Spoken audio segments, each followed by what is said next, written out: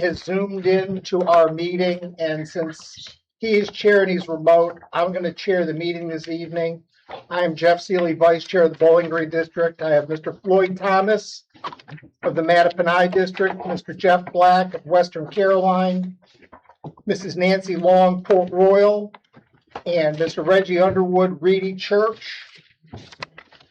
And I will take a motion to adopt the agenda as presented.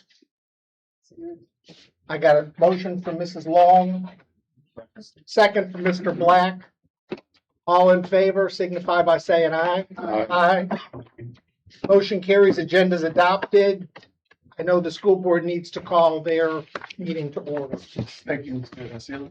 So this time we will call the Carolina County Public Schools joint work session to order.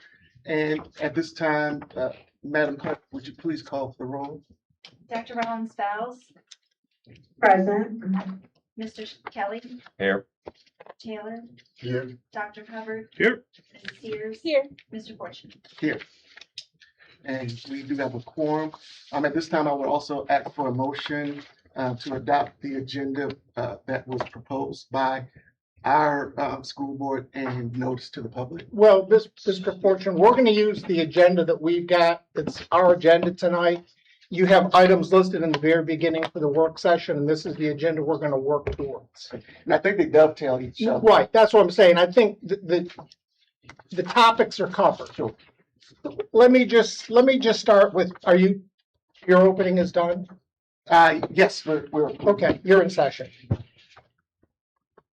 There is a lot to cover. I realize that. So this meeting tonight's not going to be the only meeting. It's going to take some time, so I don't want anybody to panic that we're not done tonight. We all realize that there's a lot to do, and it's going to take some time to do all this. I've talked to the superintendent last week on the phone and said, I know there's a lot to do. It's going to take us some time, and there may need to be some smaller meetings, which I'm not opposed to moving the ball down the road, but it's going to take some time. So tonight, I would like to see us, and you'll see all of our session items are all discussions. I would like to see us, rather than do a whole bunch of PowerPoint presentations or presentations, at least discuss the topic so we all know where we're at. I think it will be way more efficient than trying to go through a bunch of slides and, we've seen this and we've got this. Everybody's got a copy of this that's on our board, and I think there are several members that would like it electronically to just go through it, if that's possible. It is currently on your board docs. We've provided it. Okay, so again, When our board's on. Well, we've provided it to Pam, so wherever she loaded it for your publicized agenda, it is available. Oh. Yes.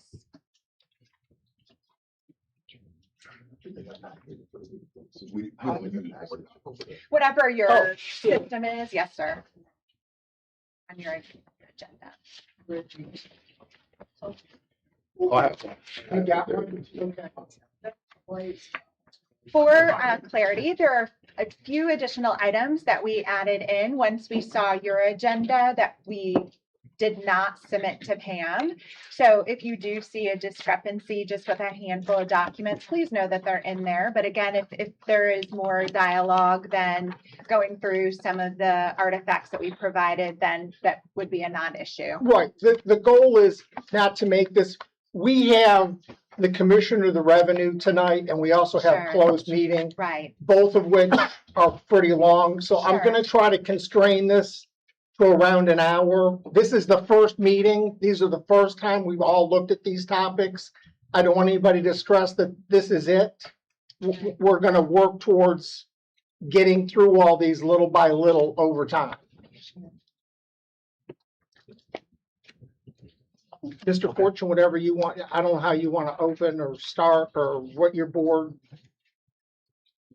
We can start with Mr. Cully, I guess, the discussion of the year-end balance. Do we know where we are, what we've got? We don't have the audit finished yet, but we do have some audit numbers, and it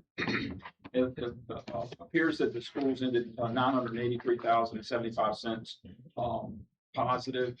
we did do a transfer from their fund balance, which was leftover money from FY '24, $1,332,978. Part of that was for the, classrooms at Bowling Green, and it was like 336,000, was from prior years that hadn't been transferred to CIP, I think. For correct on that market. So they underspent their budget, by $1,933,020, but their revenues were also, short 950. So the difference between them underspending and then being short on revenues is $983,075. So we anticipate that'll be what the audit will show when that is complete. I make copies. Say what that original number was for 1.8. Was it 900,000 is what they had left over, but you made a transfer of what?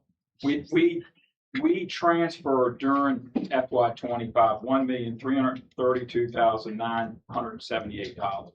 That was from unexpended funds that was sort of left in their fund balance 24 and prior. Evidently, there was some time prior, Marcia could probably give you the detail on that, that finance didn't transfer a certain amount, 300 and some thousand, above what we transferred for the Bowling Green modular units. So all together, we took from their fund balance $1,332,978. Their expenses were $61,449,614.29. Their revenues were $62,432,615.04. So the delta of that is $983,075. We appropriated $63,382,635 at the time we appropriated the FY '25 budget in June of '24. Mr. Collier, Mr. Chairman. Go ahead, Mr.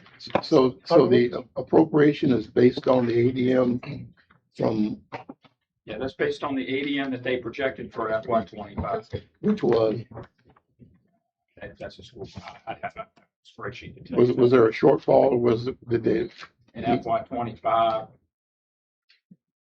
In relation to what? I'm sorry. ADM and FY ADM '25. FY, Shortfall of what? ADM, ADM for, We came in below what we projected in FY '25.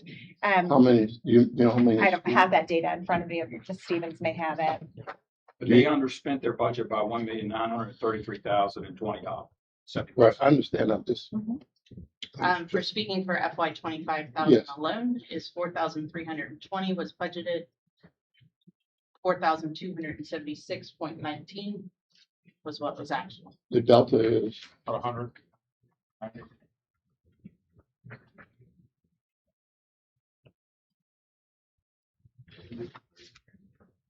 so the state fallback The was delta basically is 1.1. 43.81.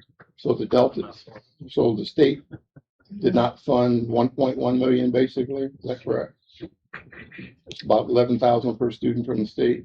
43.81 was the delta. What was it? 43.81. So essentially 44 students. 44 students, good, okay. So about 11,000 per student. The state didn't fund that number, correct? Correct. When we submit our March 31st ADM, Right, if we are over, they appropriate that Right. overage. If we are under, they do They don't. not appropriate that Okay. remaining funding. and the point I want to make is that whether if you're under that number, Mhm. the county still funds the number that you projected. Correct. So we don't do a clawback. No, So- but we are always returning our year-end money to you, Right. which is more than sufficient to Right. cover that difference.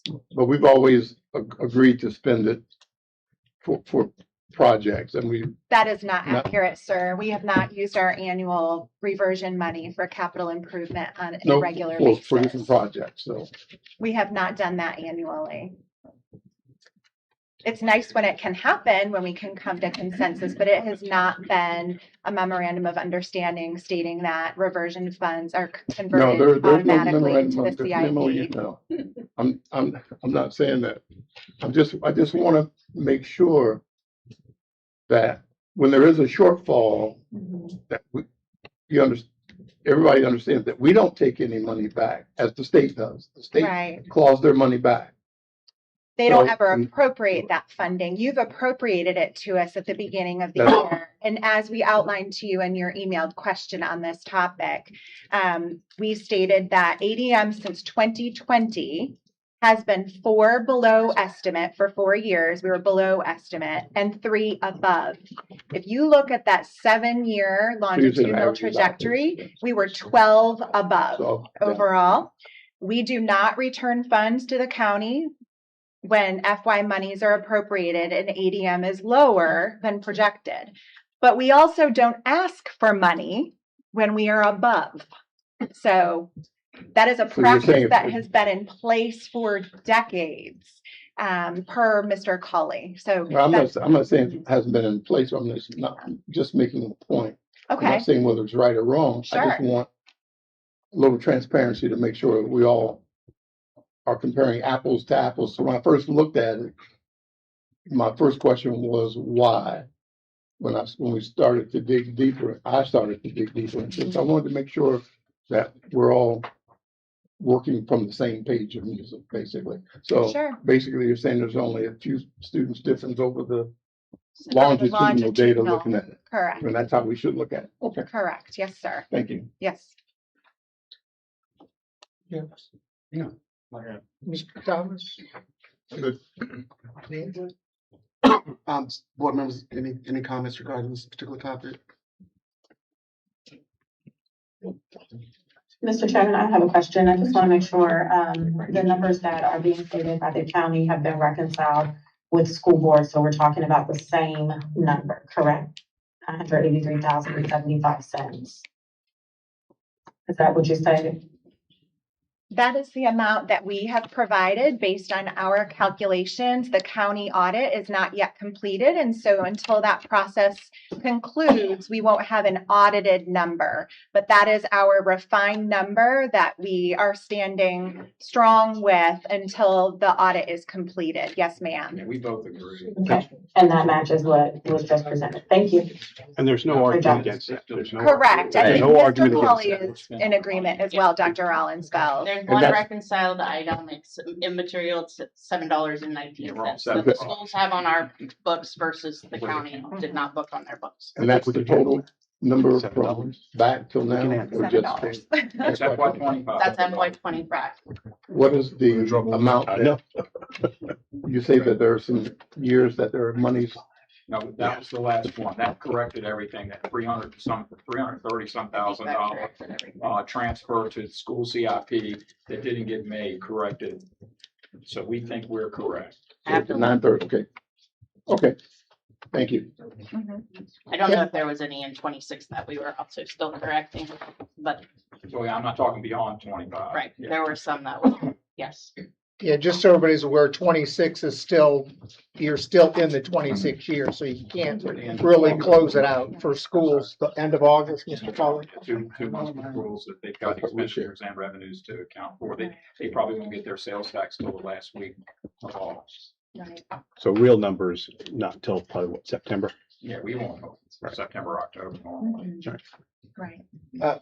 Question, since we seem to come to consensus as to the FY 25 reversion number, would this be an opportunity to discuss the school board's request for those reversionary funds, given the critical need that we have at Lewis and Clark? One of my goals is tonight, because this is a work session for us, we don't vote, was to get this discussion out of the way so that there's not a misunderstanding later. We're waiting for the audit. I think once the audit comes back, then we can, everybody seems to be comfortable with the number that's actually left. And that's really the goal, is to get us all level set on where we are. And that's why in the agenda, it's just important, because I would just like to see a discussion so that we're all talking about things instead of not understanding later. So, you know, for me, we now know that this is the number that we're waiting for the auditors to come back with. I know we've all been waiting a long time. Everybody's asked Mr. Cully multiple times, you know, have we heard from the auditors? Have we heard from the auditors? Have we heard? That's all I can. All we kept being told is they're working on it. So again, I'm just trying to level set us on a number. If, when this comes back, then I think we can make that, but everybody at least has seen the number ahead of time. It's not a surprise. We don't leave this. Mr. Chair, question. Mr. Underwood. School board request is, as Mr. Fortune stated, your request for these funds is for trailers, correct? Or based on the reversion number? That is the request we That's- submitted in the past. We talked about that at the January joint meeting. I think we previously outlined it in writing as well. So I would imagine that that request would remain the same. Well, that's what I'm asking, to make sure. Your request for the 983.75 is for trailers, correct? Correct. As it stands at this As point in it- time. That's what you're saying. And our original request for the reversionary funds was for that particular purpose. I know what the original was, but I'm saying, is that your request tonight as the number one objective for the 983 is for money for trailers for Lewis and Clark? The Is that answer still is yes. your number one Yes. priority? And again, I know we're not going to dig into all of the documents, but you will find that we do have information in this packet that indicates that in the FY 27 school year, which is the 26-27 upcoming year, we've already added 2 classrooms to Lewis and Clark. I believe off the top of my head, it was a 4th grade classroom and a kindergarten classroom. Thank you. So we obviously have had to make modifications to staffing locations. You and the board, school board and the supervisors graciously afforded us funding a couple of years ago to create 2 librarians, 2 art teachers, 2 music teachers. We already had 2 PE teachers because of state law, but those encore teachers have had their own spaces with the exception of PE and library. So what we've had to do is one of our encore teachers will go on a cart, and then the other encore teacher is going to be partial cart, I believe, and partial shared STEM lab. They're trying to work some magic through the schedule at this point in time. So the capacity demand is increasing as we had anticipated. And so we do really need to address that as swiftly as possible, knowing that there are more utility concerns and ground scenarios that need to be addressed that weren't present at Bowling Green. So it'll take a little bit longer to achieve than the 90-day race that was associated with Bowling Green. So just Just a yes. So just a real quick Cliff Notes version. The money that you're asking for reversion, what is how many classrooms for temporary? I would imagine these trailers would be temporary until we solve the bigger issue. Correct. How many classrooms would you get from that? Well, the 1.1 cost that had been priced previously would be associated with the same unit as we achieved at Bowling Green. So there were 6 additional classrooms. It's a bathroom, right? Absolutely. Okay. That it continues to be longer the time. plan, but we will reevaluate that once the funding is, if the funding is appropriated, we will ensure that that is the appropriate So you said plan. it's a longer time frame. What are you talking about? Say that, I'm You said sorry. it was a longer time frame. So what is the time frame? You said it was because you said Bowling Green was like the 90 days. Sure. So what is the Yeah, I'll turn to Mr. Caldwell to respond to that. just real quick? The length of time for an installation at Lewis and Clark. Due to the fact that we're gonna have to get an easement for the power, we're probably gonna look at another 90 days just to get, everything in, and then we're gonna have some obstacles for the shorelines over there as well. So the total length of the project. Saying like 6 months at least. 6 months. Yeah. Is water and sewer there? Or do you have to bring water and sewer to that I'm site bringing as well? water from in the building, and I'm bringing the sewer to the tap, the T connection that's right outside the 5th grade wing. It's right underneath the sidewalk. We've got to verify the elevation there to see if we have to put a lift tank. Okay. And for clarity, we know that there's a differential between the reversion monies and the cost of the total project. We have been very good stewards in reserving some of our construction funds that the state provides to us and requires us to have in our budget.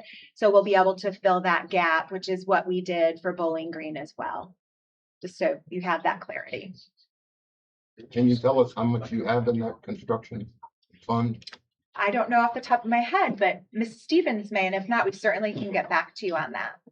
It's an annual appropriation that we have. It's part of the infrastructure and operations per pupil allocation from the state. We reserved about 186,000 or so of it this year that I will be deferring into next year. And then So you've been deferring that for a while because there haven't been many construction projects, right? No. no, you're allowed to use it on your operations and your maintenance costs. So we've been Oh. doing some smaller projects, facility wise around the, based on the capital needs in the program.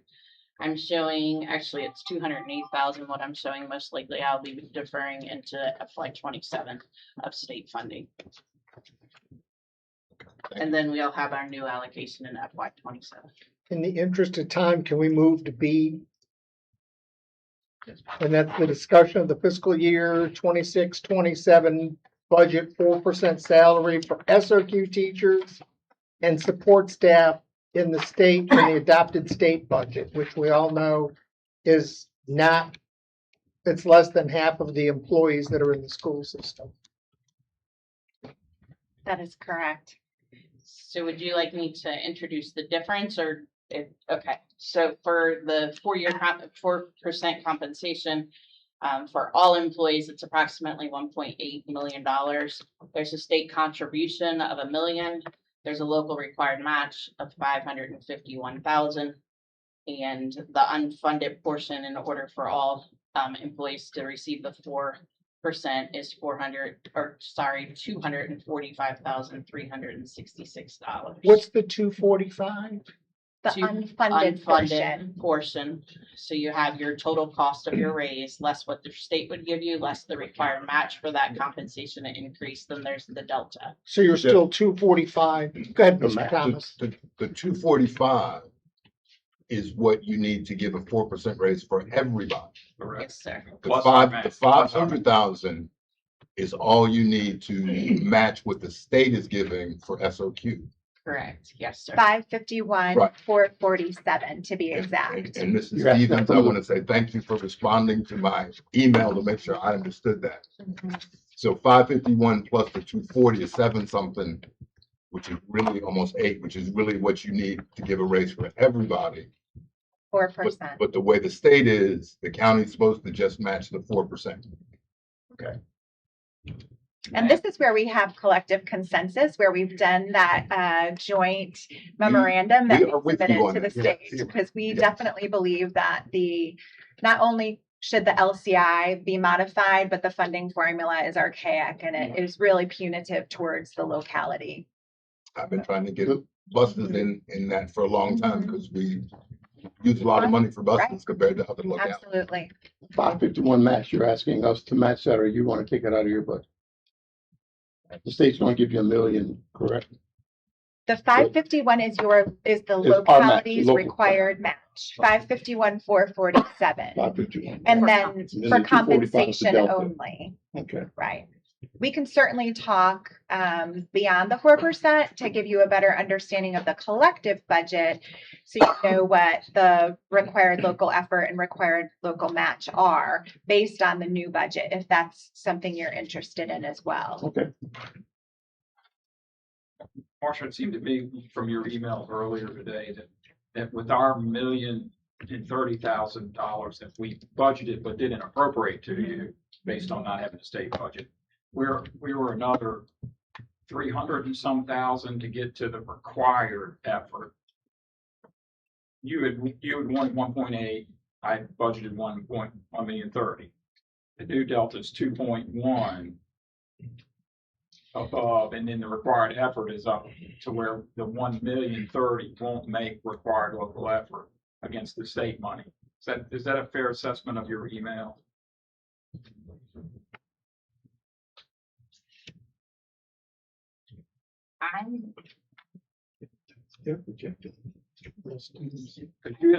I'm showing in order to meet your required local effort and match, you would need 735,831. That include textbooks.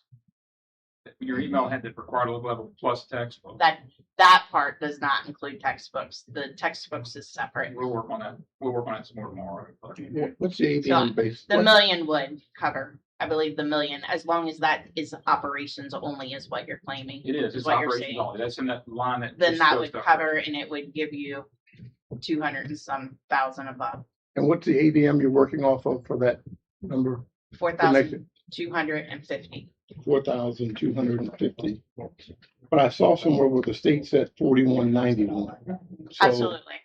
So the state So- always makes a projection and we always make our own projection based on local. So we look at a 3-year, 4-year, 5-year trend. And in our 5-year trend, we also do outliers, remove the highest and the lowest. Out of those 4 trend cycles, in analyzing the trend over the years, the most conservative out of that trend is the 3-year trend, and it's a 4250.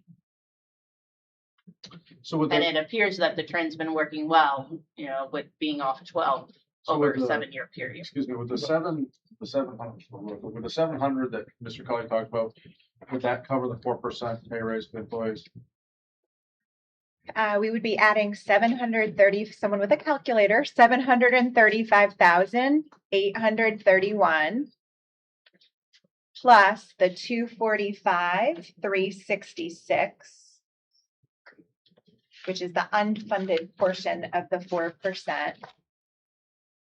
Is that So correct? if I do it the opposite way, if Mr. Cully is saying the transfer would be $1,030,000, and take out the required local effort that you're required to match, it's the 735, 831. That leaves you with $294,169 above your required local match, and that does exceed this amount.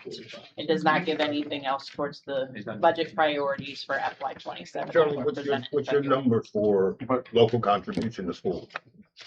The total number Your number? was 1 million. No, your total number is 20 million or what? 19 million? 19 million. Somebody's got a budget. Jennifer, can you look that up? All I know is the additional money for local That was was your- exactly even 1,030,000. That was your original budget was 19 and change. We were talking 20 million because we knew we had some more money to add in, right? We thought we were gonna have to, Some. Yeah. we thought we were Spend some gonna of have to that go now, up. but All right, we- so we need to know what, because in the bottom line, in your budget, it says local contribution to schools. We need to know what that number is. Because it's been going up and up, so I just want to know what it is. Be the first time we got to 20 million, I think. One thing to keep in mind, if we remain at the 1,030,000 that has been referenced, our current gap based on our needs-based budget is 2.1 million. So that would leave us with cutting the 1.1 million. Right. Just want that to be out there for contemplation and Right. consideration. I missed that. Say that again. So our budget gap, based on the new FY27 budget, is 2.1 million. And if you stay at the 1,030,000, 30. we will have to cut about $1.1 million from our proposed budget priorities that we had outlined for you. This is one of those additional sheets that's in your folder. If you'd like to just be reminded as to what we identified, because we thought it would be helpful. It's been such a long time since we presented in February. Could I ask a question there? It's kind of back to 19,966. 19 million. But not quite 12. 966. Oh, we'll just make that 20. In your needs-based budget for this current year, which we're still in, you managed to close that $1.3 million ADM gap? Yes, Remember? Okay. yes. What of the needs-based programs did you not do to close that gap? Well, I will say one of the facets that was advantageous was that we had additional grant funds. And so not that we were supplanting, but some of our reading specialists that maybe would have come out of local money, they were placed in all in because that was a viable and approved method to use Virginia Literacy Act portion of all in. So we use methodologies of that nature to do that. We also That original local money that went to the reading specialist, that was eventually paid for with a grant, that original local money, where did it go? Well, it's coming back to you. We're returning $983,075. Oh, no, he's talking If he's talking 26. the next year. Oh, you're talking 26. I'm going to lean back and yield to Marcia because she was the one that, when we sat down, we talked about what we needed to protect and what we needed to go ahead and ship. We cut spending in about March.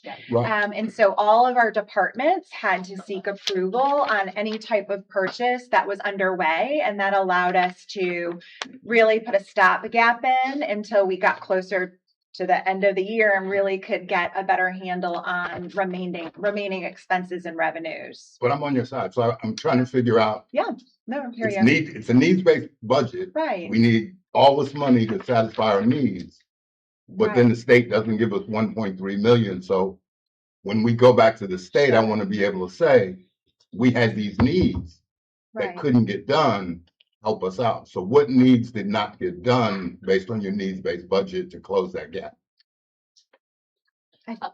I was gonna say, a lot of it was we cut spending at We the end did, of the year. yeah. So we weren't buying any operational supplies. We cut a lot of the maintenance team out with those. We cut that spending down in March when we were seeing it. In addition, a large portion of our employees are in the instructional category, and we have a large number of substitutes versus teachers that are licensed. So we were able to absorb that funding as we were paying lower paid employees with no benefits versus the teacher. Now this year, our ratios of turnover are looking excellent, and we are retaining a lot more this year. So the hope is, that we will have certified teachers in those spots versus those substitutes. So it really wasn't a program or something No. that we didn't do Yeah. to save that 1.3 Correct. million. And we were able to shift also some things to the all-in money and the grants. And that's why I was struggling because I wouldn't want to present to the community that we had to cut programs. We were able to be creative and to put the stopgap in place to a sufficient level. And again, grant funding. I mean, we had $2.5 million of grant money approximately that we came to request budget authority for. Now that large sum is gone. It ended on I was going to ask you, is any of that carrying over to next year? Not the all-in grant, no, sir. And that was the largest pot, but we do Okay. still have the math grant, the literacy grant, and those are sizable amounts, but nowhere near the flexibility that we were able to have with all-in. So you think about it. We had ESSER, we had pandemic money and ESSER money. We then shifted to all-in money, and now both of those are gone. And so this is really going to be a year where we start to see a more true budget than maybe that post-COVID scenario. So do you know what you're going to carry over grant wise? We definitely have been able, we actually, August 1st, which is Saturday, I believe, we Right. have to give our mid-year budgets for all of the grants that we came to seek budget authority for. We have to give our mid-year update on progress and spend down. So as of August 1st, we will have that readily accessible. Okay. If that's something you're interested in. And we'll also be including those in our FY27 budget as projections for the next year. So I guess we're back to the original Mr. Thomas question. Does the 1,030,000, how close does that get you to the 4% raise? I think it covers it, but it doesn't give any there. It covers it with But then 200. give them, it covers them, but then they say that there's the gap in what they need here. Yeah. Right. So when I did the 1,030,000, they had added 1,800,000. Now with the 4% raise mixed in, state money. Instead of 1.8, they want 2.1. So if we kept the same ratio, we would take our 1,030,000 up that delta, and they would be the same place they were. The delta between 1.8 and 2.1. So much did more you do state a money? percentage to come up with that, or was it Yeah, I have to- it's something, okay, I was gonna say I could calculate something. How much more state money did you get going into this year? Because I think part of that was the raises. And then they always say, we gave you so much extra money, but earmark. And you have to contribute money. Right, well, we don't have to, that's the point. Right. There are a lot of state, or a lot of localities that didn't. We don't want to be like them, but The additional state money is $2.2 million. And out of that, how much is for the 4%?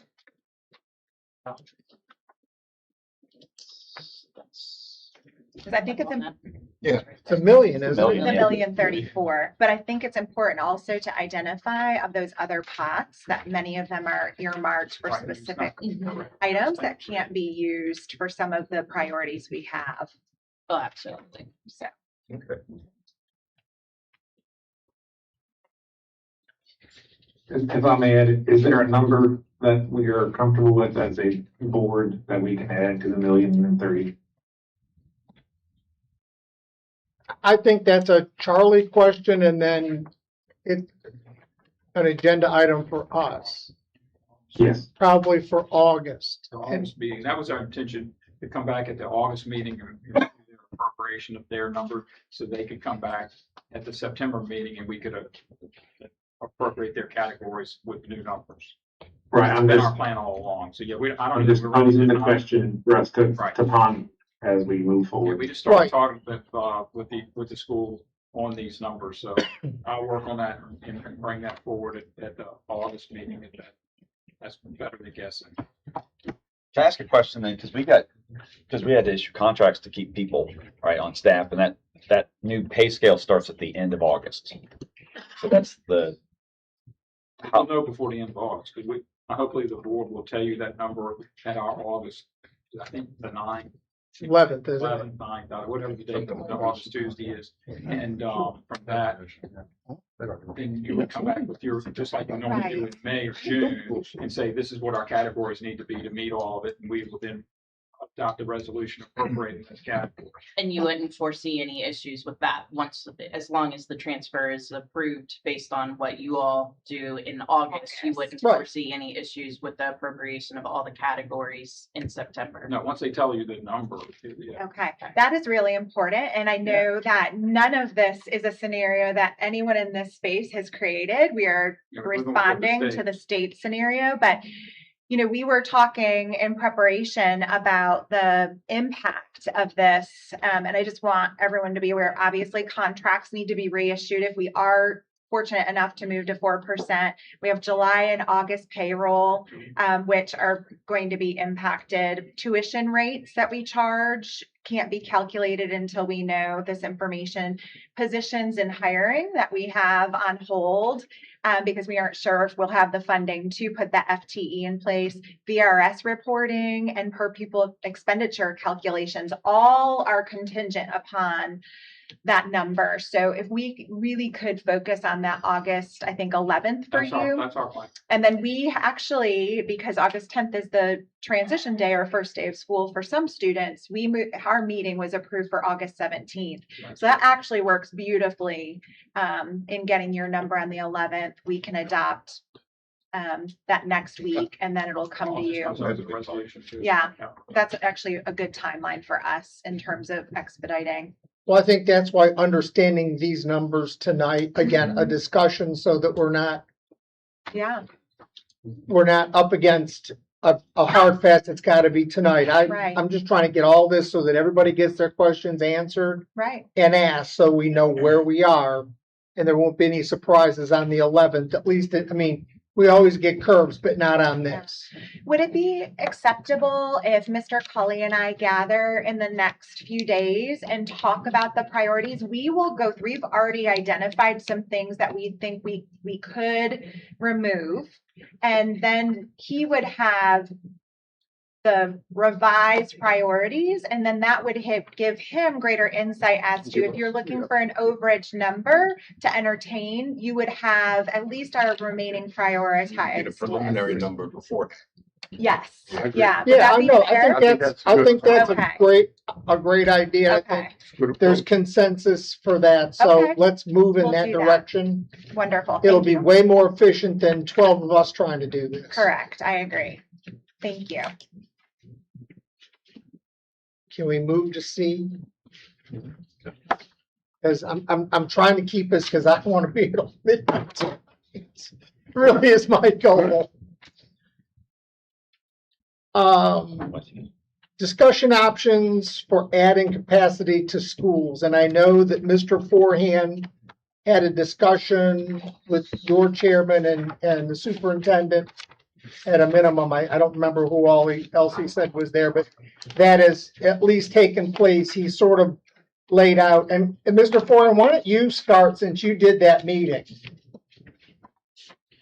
All right, well, we did discuss, some options, Bowling Green, we discussed a little bit, a new build. We discussed the Madison, an option of adding significantly to Madison, aligning all three schools, with the gymnasium and making them all of similar size to address the immediate concerns as immediate as we could construct what we construct, which will be a couple of years out. But the middle school and we even had a brief discussion on a vocational option or facility because there is some funding that's coming in for our CIT programs. So anyway, we covered a wide variety of topics. It was a discussion. It wasn't decision making, but it was understanding what the pros and cons for each of those are. One thing I did leave out was the bus garage. There is a lot of, as I mentioned in my letter some time ago, there is consensus amongst the board for us to start designs on several of those items right now. And we also had a discussion regarding a small group, probably 3 people, to drive this construction process as a joint entity. Not us driving the bus, not the schools and by themselves driving the bus, but a very much a joint committee, for lack of better words, but something that's very small, decision makers, and they would bring in, if there was a discussion regarding the bus garage, and they would bring in subject matter experts for the garage project, and then they would make decisions as a group, and then move on, and then we'll do that kind of whatever project that we're undertaking, understanding that we could in fact have 3 or 4 projects underway at the same time, and that this group would be responsible for managing or driving the bus for all of them. Again, that was a discussion. It was an idea we talked about. There, it has a lot of merit to it. Again, no decisions made, but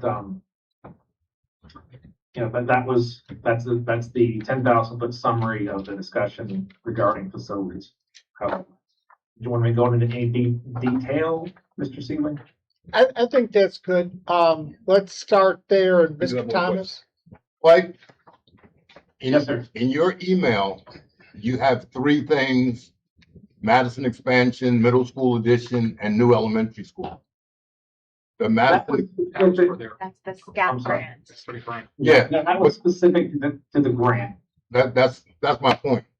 The grant that they turned in was for an environmental study at Madison for $5 million and not this $21 million construction.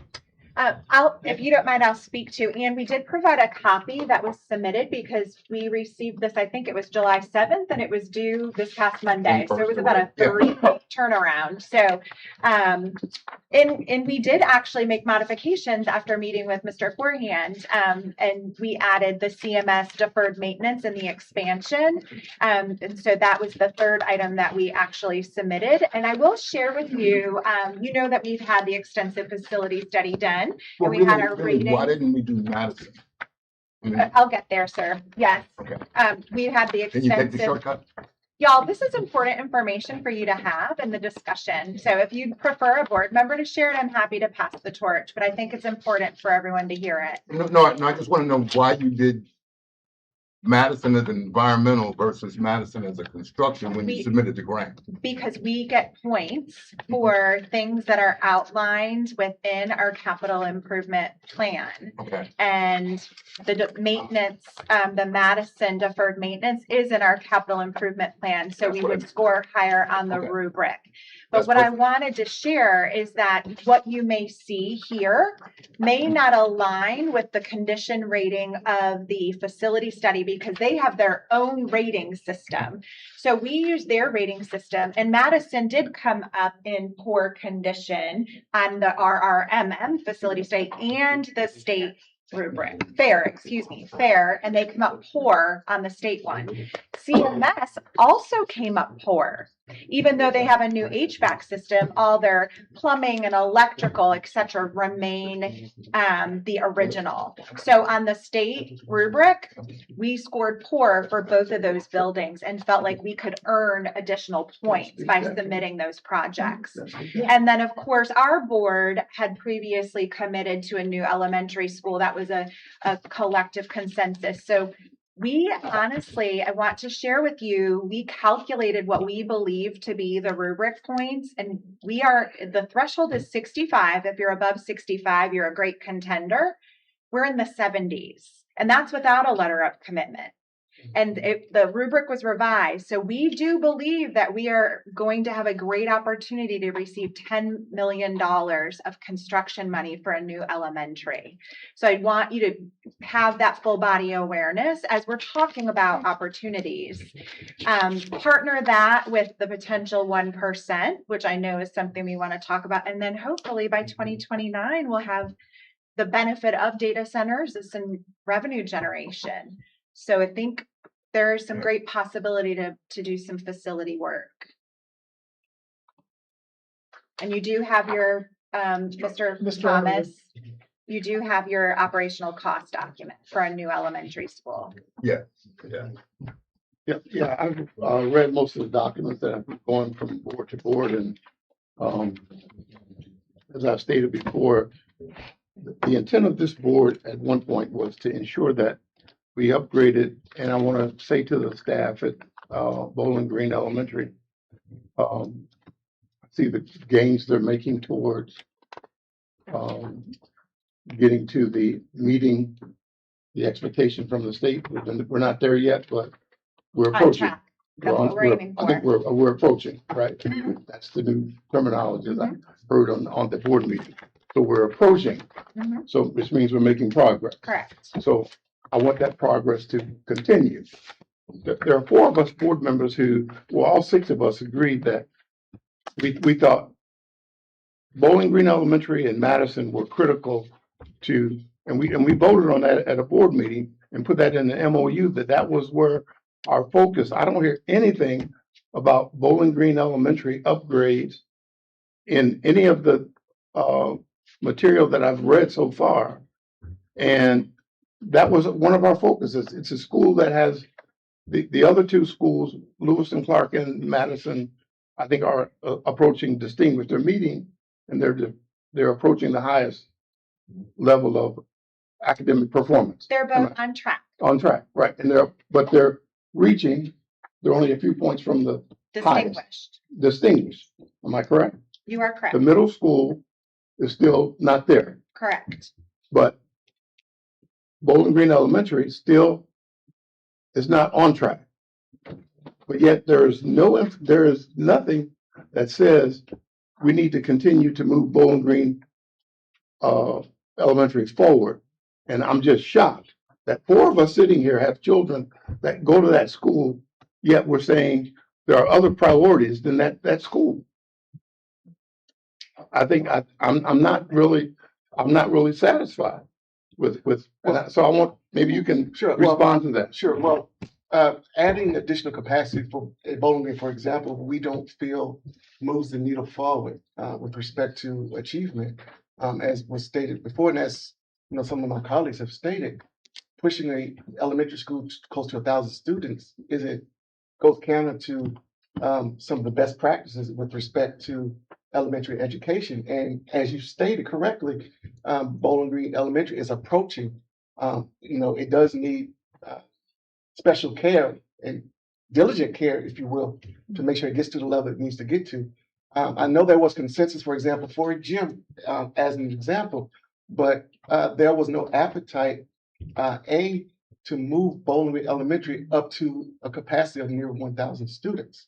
But the 6 classrooms you already have, because you have trailers out back now. Right. So those Sure, and 6 that's classrooms will replace what you have there in terms of trailers. Sure, well, that was an interim measure so that we can get to a space where we can reduce the sizes of the elementary schools. That was, and if you recall, that's the bridge plan. Okay, And so and so that's point number 1. And point number 2 was also, as was mentioned earlier, there wasn't a consensus around how to go about managing any type of either construction or renovation, which was another issue with respect to movement in that regard. But I think it's still an issue. And I guess for me to get a clear understanding, I come from a school system with 1 high school, 3 junior high schools, and I think we have 11 elementary schools. So our elementary schools are small, they're community elementaries. And if that's our plan, then I think we need to say that our pre-K 5 program in our buildings, we'd like to keep at this size and we look forward. But I can't justify, not in my head, I can't justify Bowling Green Elementary not being part of the plan to upgrade schools when I'm not going to say it's the school that still needs work in terms of getting to where you want to be in terms of academic performance. If I could respond to that, I You think can we respond. need to separate facility equity with academic equity. And you're talking about student I want achievement. both. I hear you, and there is a path to both.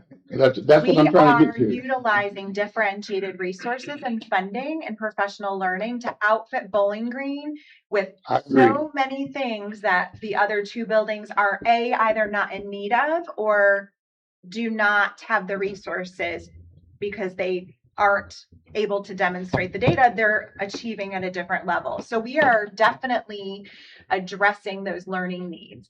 Now, the path to facility equity is a conversation we need to have, because the idea of adding 6 classrooms onto Bowling Green does not address overcrowding at Lewis and Clark. It actually is not a But adding wise to use Lewis of and Clark, local funds. adding to Lewis and Clark does an upgrading the facility. Why would you add to a I building mean, that's at 1,040 at students? Madison, I'm sorry, Madison.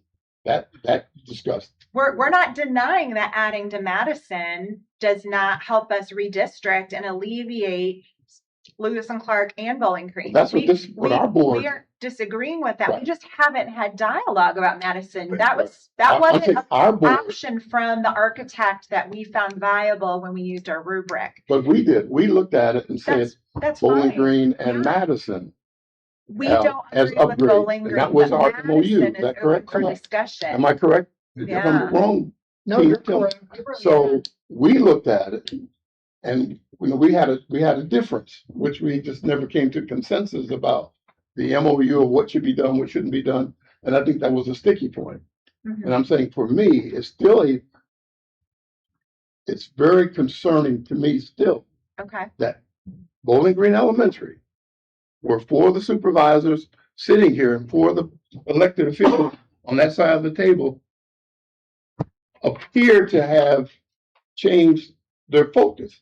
And I just want to bring you back into focus of what we said early in the year before we started talking about the 1% money that we don't know.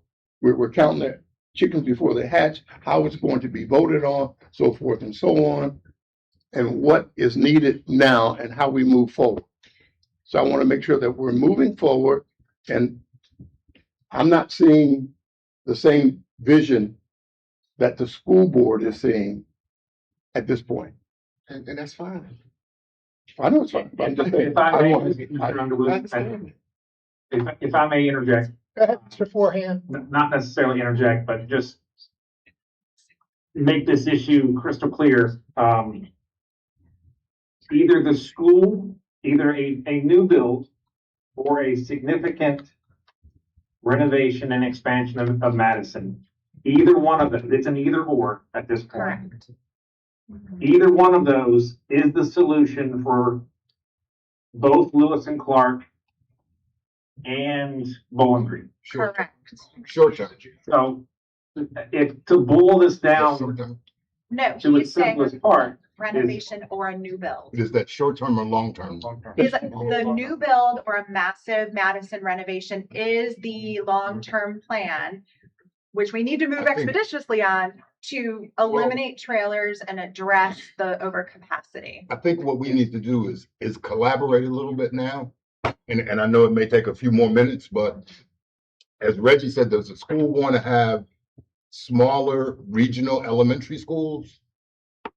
What are your goals that we as the supervisors will have to try to figure out how to find? When we looked at the facility study, the long-term cost of adding rooms to the buildings, it was cheaper long-term to build a school of about 650 kids.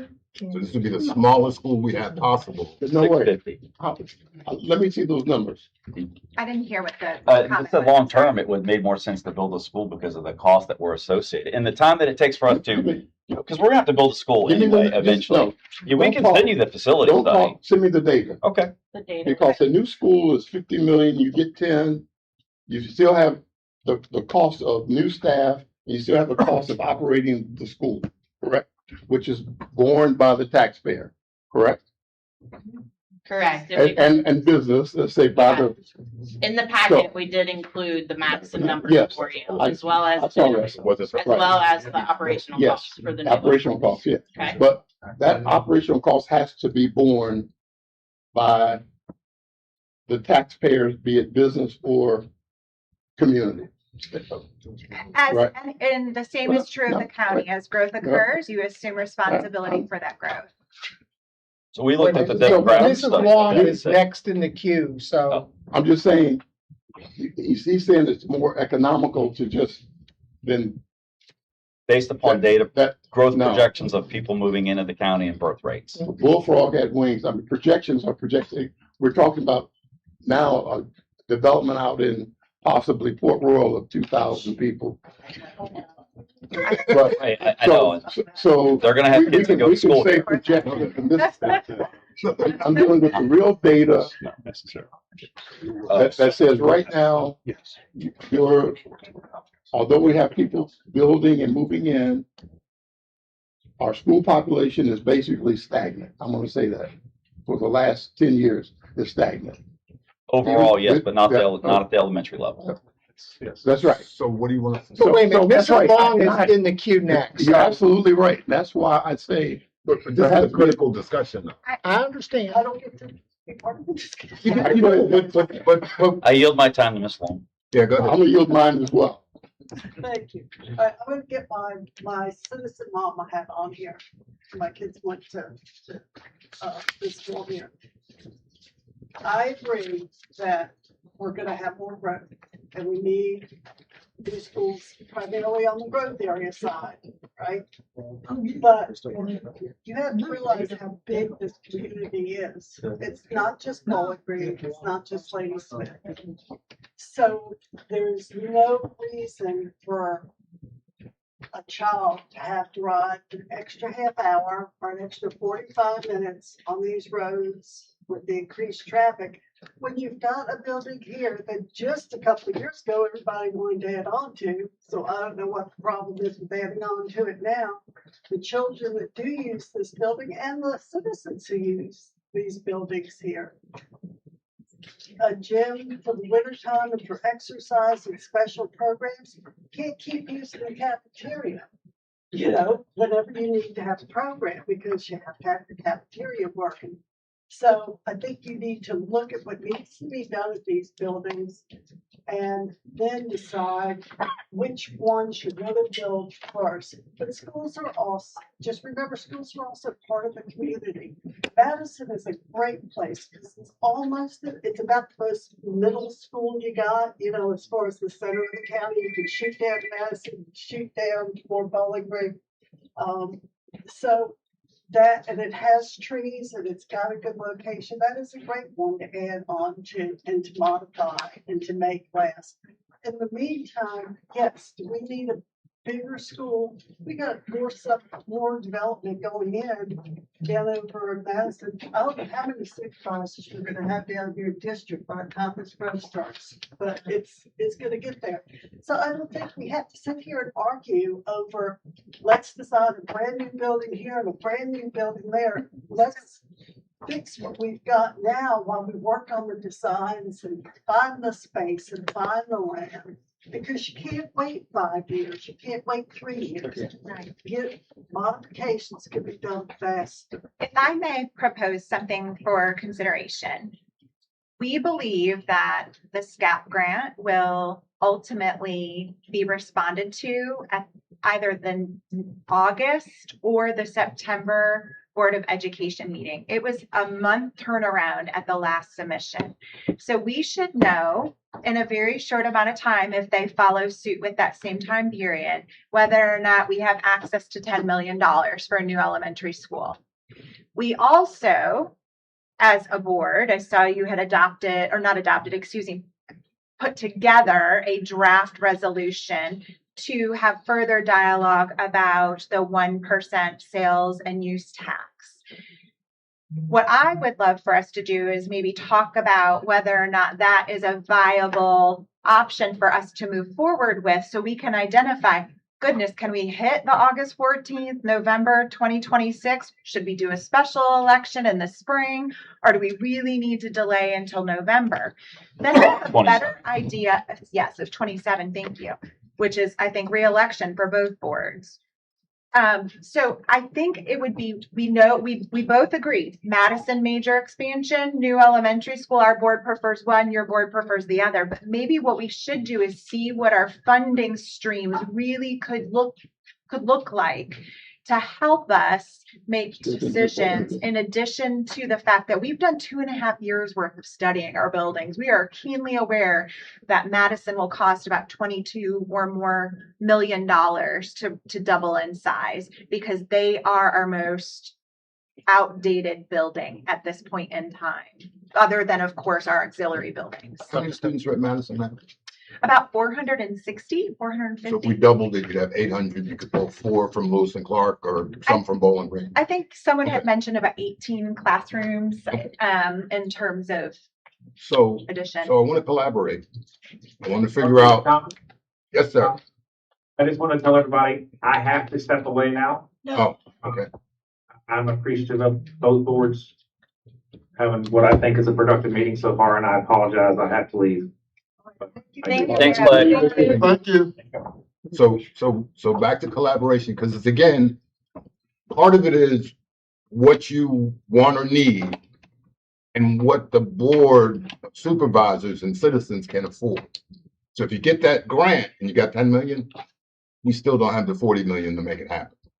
So we have to figure out what our really short-term goal is, what our interim goal is, and what our long-term goals are.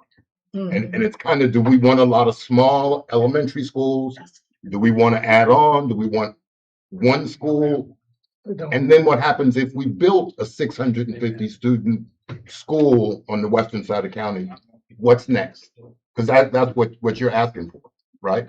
We haven't decided, Mm-mm. looked We at where haven't anything would discussed go at all. We haven't. Well, that's one part of why we need to collaborate, because it's where does that school go? Who does it affect? Yeah, who has land, and there's a lot of decisions. And sure. Mr. Hubbard, go ahead. Dr. Hubbard, go ahead. You know, conceptually, I think one of the first things that we need to understand as two boards is that we're not making a decision here tonight. Right now, correct. That's number one. We're just getting ideas. We're conceptually Right. throwing ideas out. I think it's very important that we separate academic performance from facilities and whatnot. Yes, there is a symbiotic relationship between, and everyone would agree with that. But when we're having discussions like this, I think it's important that we kind of keep things in their proper lanes. So when we start looking at academic performance and what we can do to enhance academic performance, that's a conversation. If we're talking about, you know, overcrowding and whatnot, conceptually, you know, why can't we do both? You know, why can't we add on to Madison and perhaps put the gym at Bowling Green and for your bridge until revenue comes in? Again, conceptually, throw the ideas and see what actually sticks. We then obviously have to consider revenue. All right. Yes. The 1 cent revenue potentially would bring in a line of accounting of about what, 4 million? 4 or 5 million. So there's your For construction only, not personnel. for construction only. New Personnel is not in new that. construction New construction or renovation. or renovation. Okay, so you know, Or debt service. or Of- debt debt service, service, yes, which is also key. Of future. That's all Of new 20 years. construction. So Very clear. It's a 20-year limit. with a 20-year limit, exactly right. So you know, the point here is that there are 20 years. solutions if we are willing to look at all contingencies. What we don't have here is we have either or. And what I'm suggesting is that I like the concept of a group together. You know, we can debate the size, 3, I don't know, but we can debate the size of that committee. But come together where you're actually looking at dollars and cents. You're actually looking at what are the parents' input in this discussion, which is crucial. Ideally, student size, okay, that's important too. Well, can we afford to have community elementary schools everywhere? We may or may not. I'm not saying we can. I'm not saying we can't. But these are discussions that we need to come together. And I've had these discussions with the chair, so I'm trying to stay in the governance lane here. So we just need to ensure that we are discussing, you know, big concepts and willingness to come together to discuss possibilities. But let's not ignore the fact that we are not a rich county. All right. We do have to consider that as a reality. There are other issues that we also have to take into consideration, and I'm not going to go down that lane. But I think we really need to come together. Let's come up with viable concepts, ideas, and then, you know, let's. Could I add one? Yes, sir. One question that while we're collaborating, it appears that the school board has decided to make pre-K part of the school system. And if you have, that's fine. It's We just, have. As a county, 555 square miles, having a centrally located program is not a viable option. we understand it. We also understand that if we do that, it's a good idea. I agree with the idea. If we do that, it now puts a strain on our facilities. Because that wasn't something we were planning for 5 years ago. 10 years ago. Preschool was they in were our in buildings. 5 years ago. But it wasn't part of what the county's responsibility was. And it never has been. It's not. I mean, We according always to, had capacity. We're growing, and so that capacity you had is now capacity. being impacted by that population in a way that is garnering attention. it's all good. I think it's a great program. We need as much pre-K as we can to make sure our kids are Yes. competitive. Yes. It also helps with the childcare dirt in the county as well. And we're dealing with the new reality. And if that's what we're gonna do, we need to say, this is what we're gonna do. And now because we're gonna do that, it requires more resources, right? The board, if I'm not mistaken, actually voted Absolutely. on that So that's- during yeah, this that's- past year, yeah, so that okay.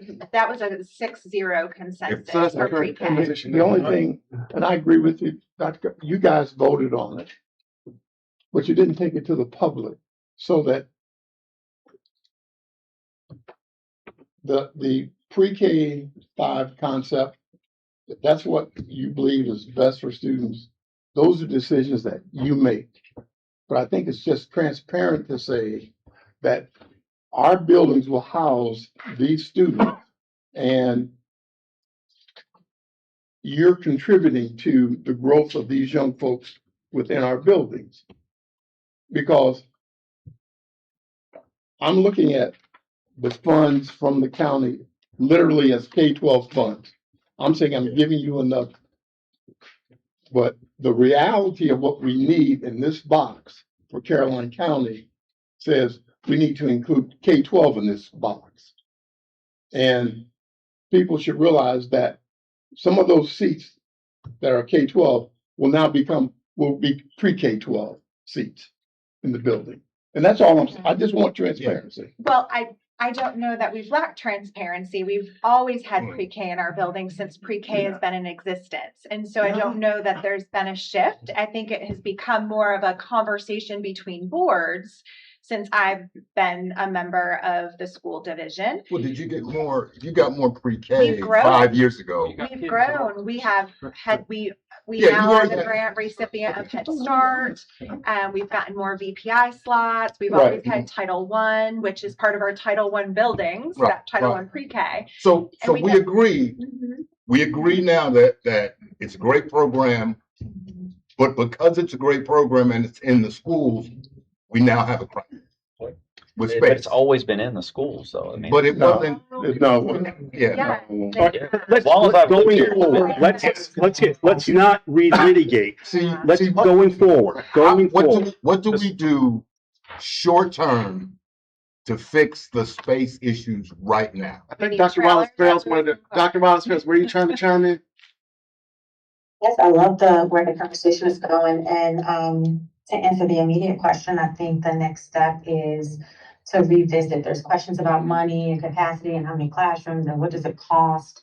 And I think the place we need to revisit is all of the studies and the 2 years worth of data that has been compiled, because a lot of the questions that are being asked are in there. But we need to come together, as has been stated, and talk about these things together. So I think that's the first step, hearing all of these conceptual ideas. And then to the point that's been made several times, put that beside the actual data facts that we have. And have the conversation from there when we're both informed about what currently exists. That's my recommendation. Can I Thank say, you, Dr. Wallace Fails. can I say something? Yeah, We're- because- we're- because- We're short, Right. I know one of the things is there any, I just have a question. Is there any on the Bowling Green side of things? Is there any, concern on your part or is there a concern to add a gym over there so they don't have to walk across the parking lot? Is that part of this? We would love for a Because gymnasium to be but you added. didn't, I don't know if you've even talked about that in your memos, like you talk about, Madison. But I mean, it's, In what memos? I'm well, sorry. again, the stuff that we have here, was there something to say, hey, we, as far as Bowling Green is concerned, we want to add a gym? No, we did talk about that with Mr. Forehand. I wish he was still on the call. It was like Yeah. a brief conversation That was on our that we notes. said that It was two- we would love for a two gymnasium classes. to be carved out as a standalone addition for Bowling Green. We think that's a win for the school division. It creates equity. There's that Okay. facility equity. They all have it in their building, Okay. but then it also, our Parks and Rec is blossoming. Right. And pickleball is taking over the world, and they Right. need that gym more now than they ever have. Okay. And So, to benefit, at our January meeting, actually, Dr. Calvert made the point, Okay. sitting right there, that a gym would balance and bring equity to the Bowling Green So- campus. So we agree that that should be a priority with Bowling Green. We did. Yes. All right, and then the second thing, from the second thing, and I know you may have a difference with this, an opinion. And I understand that there are 4 supervisors that represent Bowling Green. But that's not gonna be much longer. And what I mean by that is when we do the census in 2030, come out, the growth is happening in the Ladysmith area. The growth is in Pendleton, the growth is in Ladysmith Village, the growth is in the western part of the county. And the one school, Mr. Forehand and I see it all the time, the one school that is just burdened right now is an elementary school, Lewis and Clark. Now, we can say numbers maybe at the high school level and at the middle school level, the numbers, but at the elementary schools, they're there. The elementary school levels, Mr. Kelly had mentioned that earlier, that there's numbers there and there's serious overcrowding. The Lewis and Clark, as far as capacity is concerned, from what I've seen, is in crisis as far as capacity. And we need to figure out somehow to alleviate, and whether it be the new school or Madison expansion, we need to figure out how we can take pressure off Lewis and Clark. Because when we added the fire station down in your area, Carmel Church, we took calls away from Ladysmith that it's the same concept. We need to alleviate pressure off Lewis and Clark somehow in some way, and that should be like a top priority for us moving forward and try to get that done as quickly as possible. Mr. Seeley, can I just say one thing? Yes. Yes, and I think there's a symbiotic relationship, a domino effect across the county. Same thing when a fire station went down in Sparta. It takes pressure off of Bowling Green. Bowling Green can now help others. So there's a domino effect. But the point that I really want to make sure that doesn't get lost here this evening. Our constituents, your constituents, have asked numerous times, when can these 2 boards get together and have adult conversations with regards to the issues that are pressing on our county? To them, I think both boards can positively say, here we are, and we are having the conversations. It's the beginning, as Vice Chair Seeley has pointed out. It is the beginning of much more. But no one is throwing fists, no one is cursing, no one is, and we're moving in the right direction. And I think that must be recognized as we're going forward. So I really do appreciate that. And I know time is. Yeah, because I'm blowing past it, and I really need to. Again, this is not the only meeting, but one of the consensus on our board, and I think Clay has communicated that we really believe Madison is the place to go and do the expansion. It solves a lot of equity issues in terms of the gym, fixing the cafeteria, adding the classrooms. It puts real equity in that building that it doesn't have. In Madison? In Madison. Oh, yeah. Because the gym is a playroom. I was on the board when that got built. There was a lot of consternation about what it ended up being versus what it should have been. Not throwing stones, just telling you what I remember. The conference and the cafeteria wasn't exactly right.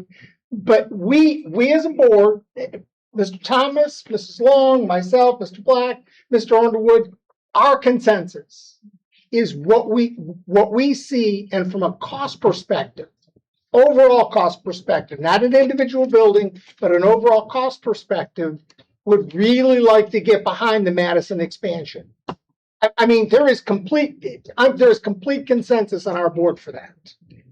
And the $22 million, what is the funding source? No, let's Yeah. get a design. Can I just say, because I agree with you, we need short, medium, and long term. I think this short term, this would solve. we have to have space I at agree Lewis with and that. Clark immediately. But But I don't think we have no funding I'm streams or not any saying, ideas. I'm not but saying not, we've already talked about the reversion. Let's let the audit work Right. its way through, because that solves that. Mhm. But the next goal is, from our perspective, and I'm just speaking for the board because we've all talked about this, it's in writing, is Madison is really our core, and Bowling Green with some classroom additions and the gym. Tremendous pressure from a number of board members for Bowling Green, tremendous. I know you all don't see it, but I'm just going to tell you from our perspective, I get it all the time. And maybe it's not 6 classrooms, maybe it's 2 or 3 and the gym.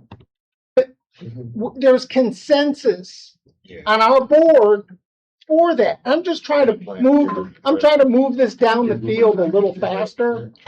Would like to, I hear what you're saying. I think we have done a great job narrowing down to 2 options. What I would like for us to do, and if the boards would be open between now and our next joint meeting, whether it's your A&E that you have on your docket, we already work with RMM. We have a plethora of data already at our fingertips. We can put together a document associated with an expansion, a document associated with new elementary But take school. the new, but stop, at the new elementary school, here's our dilemma, is the cost of a whole new building. Because it's, Sure. I mean, because it is a complete staff.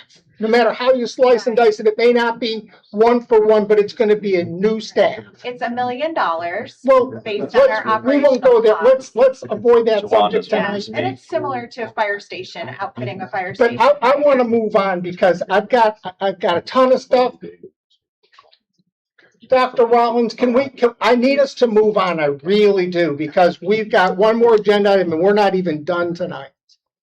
I'd like to circle back to my suggestion because I think we're at a great place. I think our next action item is to pull for CCPS and for you, to pull the Madison expansion data from the study, as well as the cost of the new school. Both boards spend time becoming versed in that and be prepared for our next meeting. We have the data, let's pull it out. I think we're on the same page. We have a path forward. That's my suggestion. Yeah. Thank you. All right, thank you, Dr. Can we Rollins. just, on that though, Thank you. on the cost of the new school, because we include what does it cost to the whole school system as opposed to just the new school? Correct. All the staffing pieces as well. I hear the concern and I'm asking. Yes, thank you, because I would like that to include the whole school system, because when you move a principal around from one school to another, you've got to backfill at Lewis and Clark. You're not going to take an assistant principal from Lewis and Clark, put it at the new school, and say you're not going to hire a new assistant principal at Lewis and Clark. That's not reality. No, We're gonna move on. I've got to get us back on time because I'm way behind. So the next one, and this should be fast. I'm gonna briefly do the referendum for the sales tax. I did talk with the superintendent about this last week. I think it's imperative we have a plan. I think that the only way this moves forward is to know what projects we say we're going to do. I mean, I was involved in the high school in Madison referendum, and the difference is gonna be, fast isn't gonna get us what we really want. The superintendent and I had a great conversation about this moving probably to sometime next year so that we have a plan, because if we're not gonna have a plan by the 11th of August. But what you're saying is, you're not saying that we have, for the referendum, we have to have a plan, because that's not part of the law. Right, it's not But part of. for our community and for the narrative, we internally need to have a concept. Sure, exactly. We should We have gotta be able some to say, concept. this is what we're doing. If you vote yes, this is what you're gonna get. And tonight, we're starting down that path, but we're not ready for the 11th of August. I mean, seriously, we're not ready for this November. I don't think we could get it through the court system by August 14th and be able to educate our community in a Correct. sufficient fashion. So I'm saying that this is a topic we can educate everybody. we can refine this over time. We have time, in all honesty, and that should be the goal, is to refine this and look at, because we've made some, you've heard our philosophy tonight, for lack of a better word, for where we think we need to go school-wise. We'll regroup. You all can regroup. We will do this again. This is not the only meeting. I just want to make sure everybody's aware this is not the only meeting. But to move down the field, we're gonna have to neck down, because we can't stay broader. We'll never get anything done. Is there a consensus as to placing a referendum on the ballot prior to next November? I don't know yet. Okay. I think we need to work, and I talked to the superintendent about this. We talked a little bit about what you have to have. Sure. Because it's an education process. It's a vote. But conceptually, we, both boards agree and about the 1 cent. Right, We just have to go about doing it correctly. correct. So Making as- sure we identify what the Yes. projects are, so people, when they vote, will understand what they're voting So for. collectively, we're on board with the Right. one. So, we just watched our second webinar through, VAST today, and it was the 7 to 8 different counties that have already done the 1% tax. When I get the link, I'll send it to you. It was extremely informative.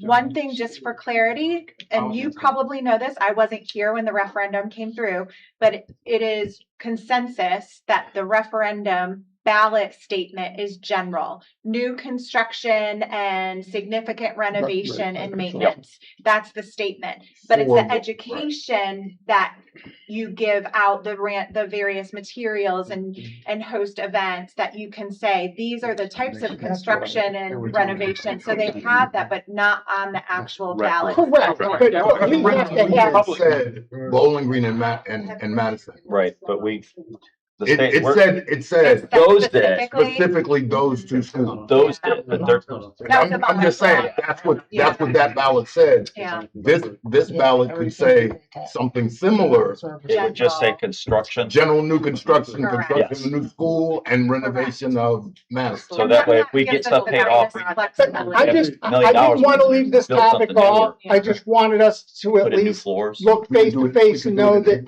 there is agreement. We just have to have a plan to go forward. Could we at least agree that we would ideally have 6 months of readiness? Like, I feel like from the time that we say you have a resolution and it goes forward, 6 months in order to, get all of the information out, create your campaign, all of your marketing materials from Information. beginning to end. That's 6. So if that is March or April, just we need to have that end game in mind as soon as we can.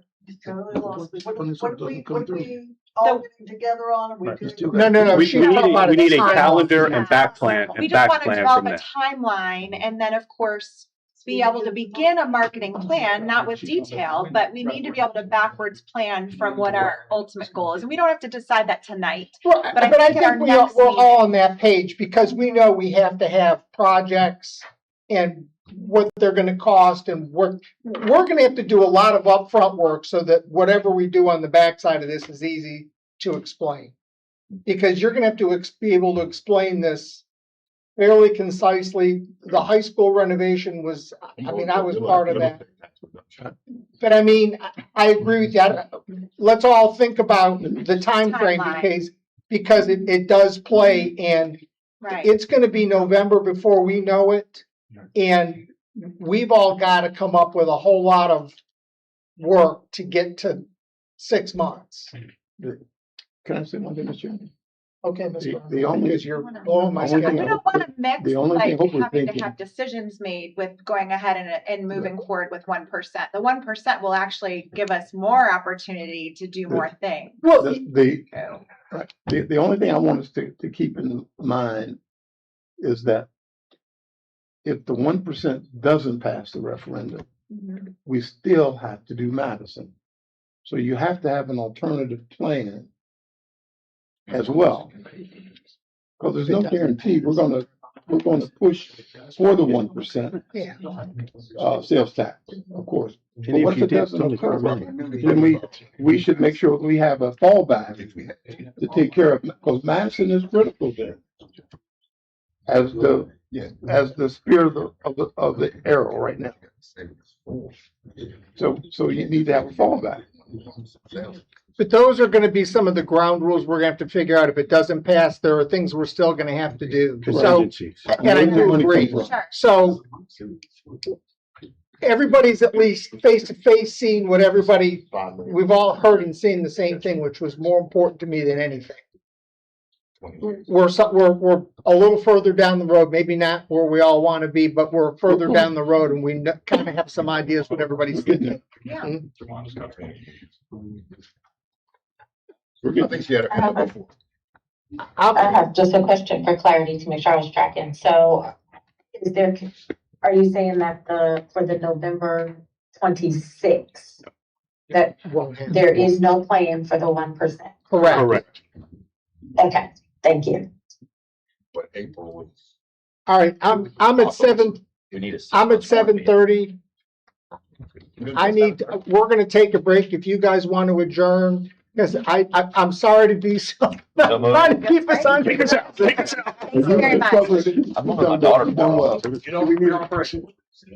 Yeah, You need a We motion. are, 10-minute break. Battery's gone. Second. we move proper second to adjourn all those safety. Uh, Thanks, Dr. Allenspell. yeah, thank you, everybody. Safe travels.